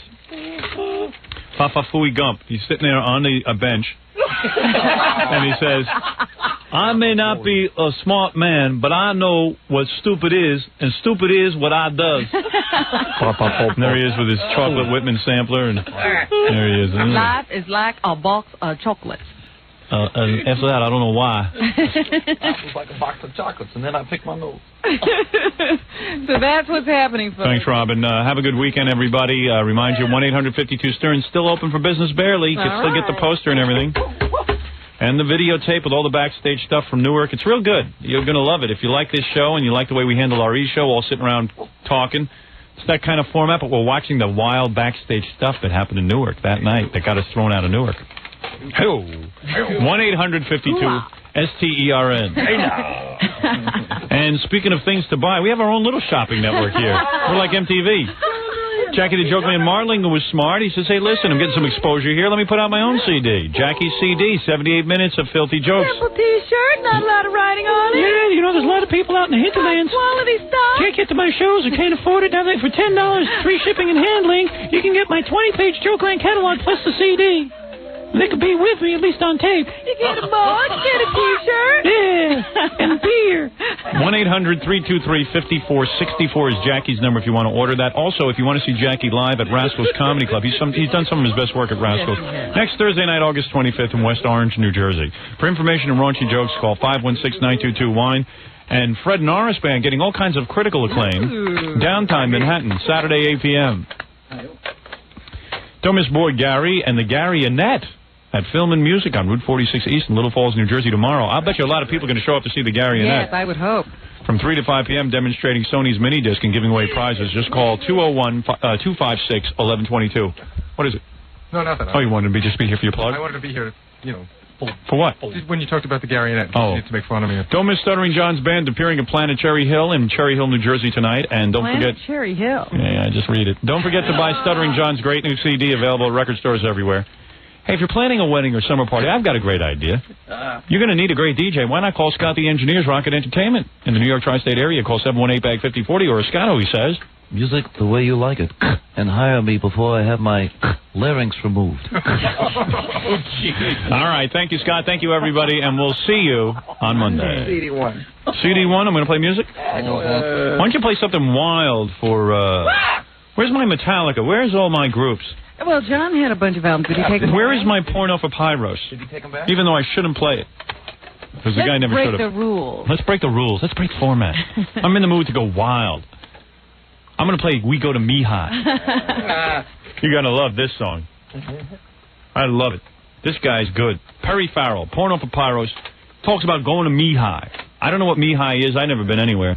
But it seems like a good place. Let me see that porno for Pyros. Oh, no, we don't have it. I know. You don't have that? We have a Metallica.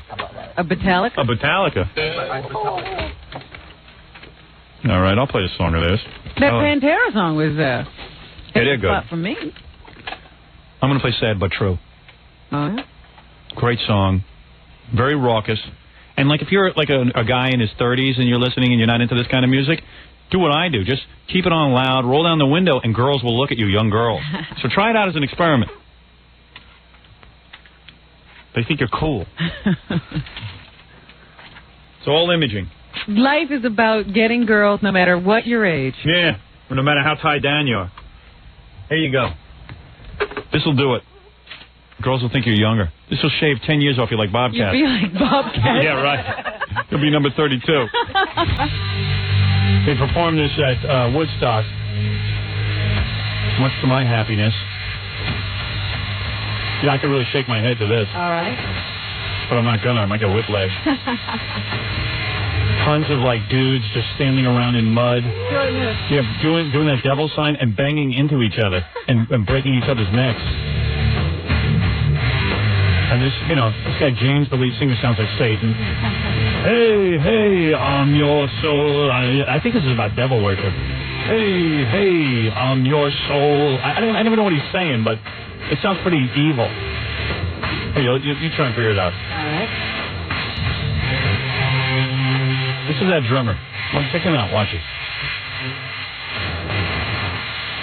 How come the drums sound so good?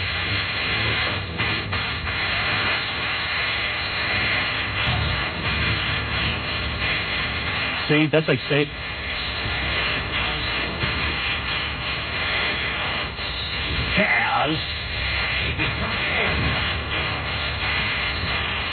Hey, hey, on your dreams, on your real, isn't that supposed to be devil? Okay. On your sad but true. I always thought he said sad patrol. But you're away. It's sad but true. Sad but true.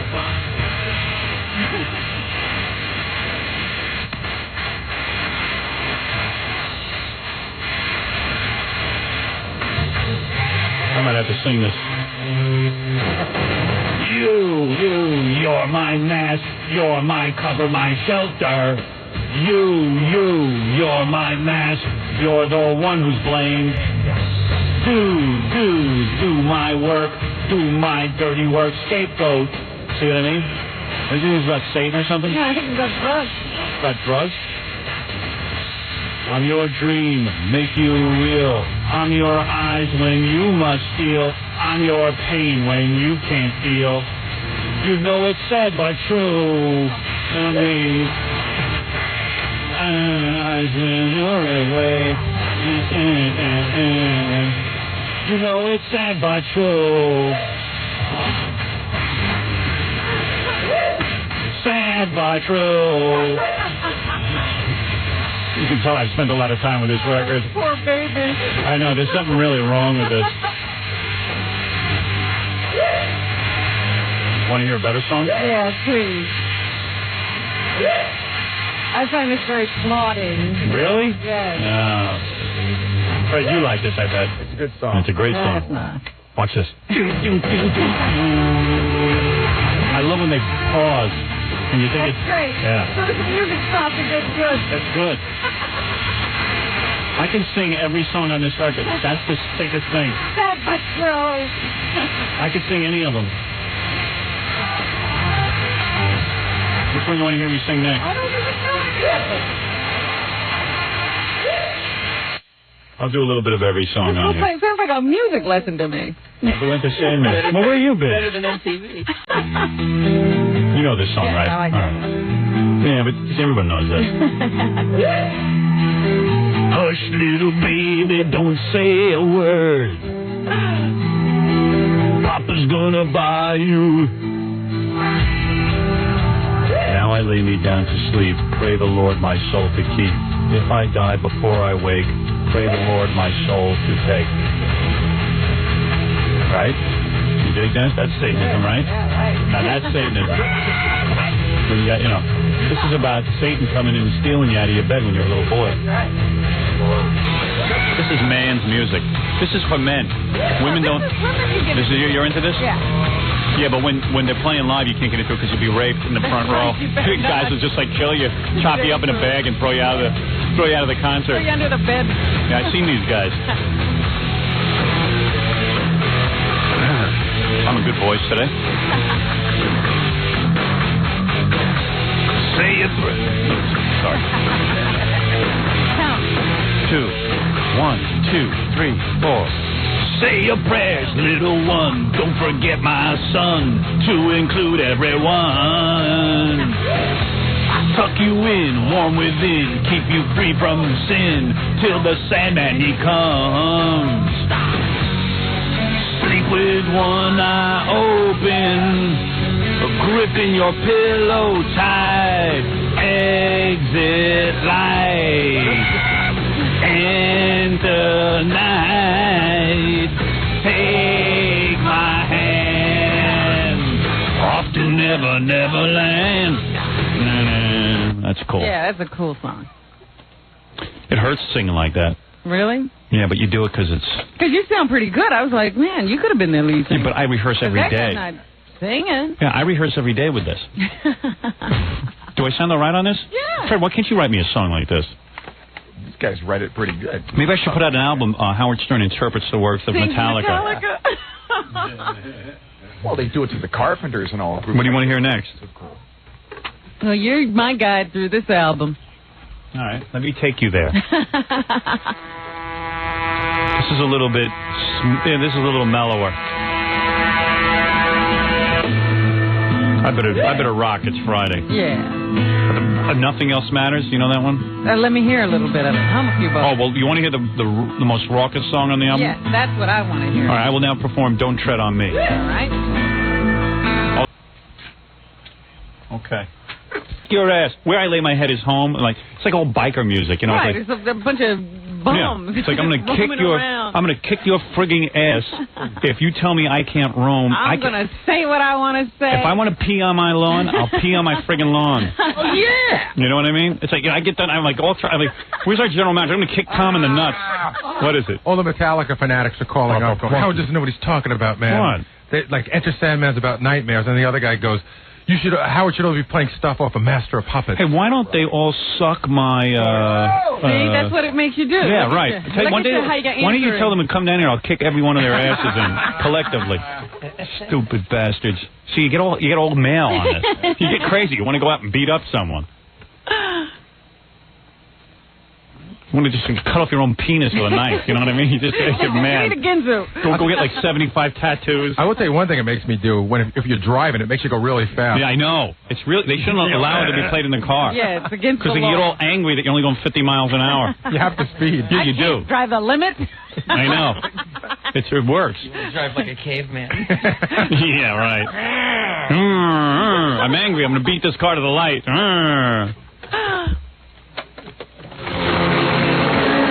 Too bad it doesn't work on Gary's mouth. I could make him brush his teeth faster. You know what I mean?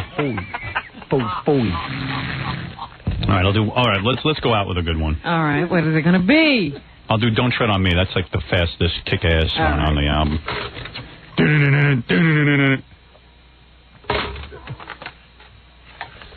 This CD is such a pain in the ass.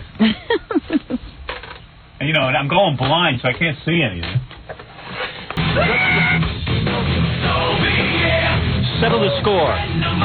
Threaten no more. This guy's angry, man. I think he's angry because he's losing his hair. Maybe that's it. Jackie's getting into it.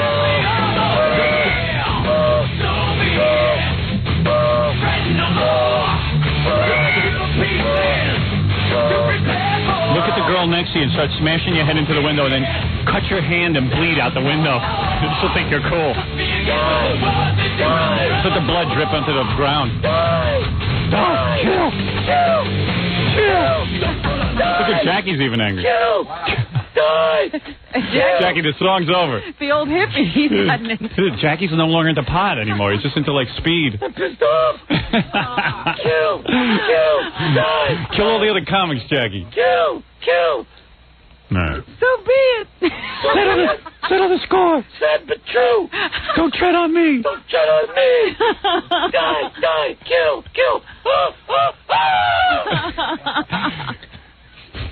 Bobcat's not 32.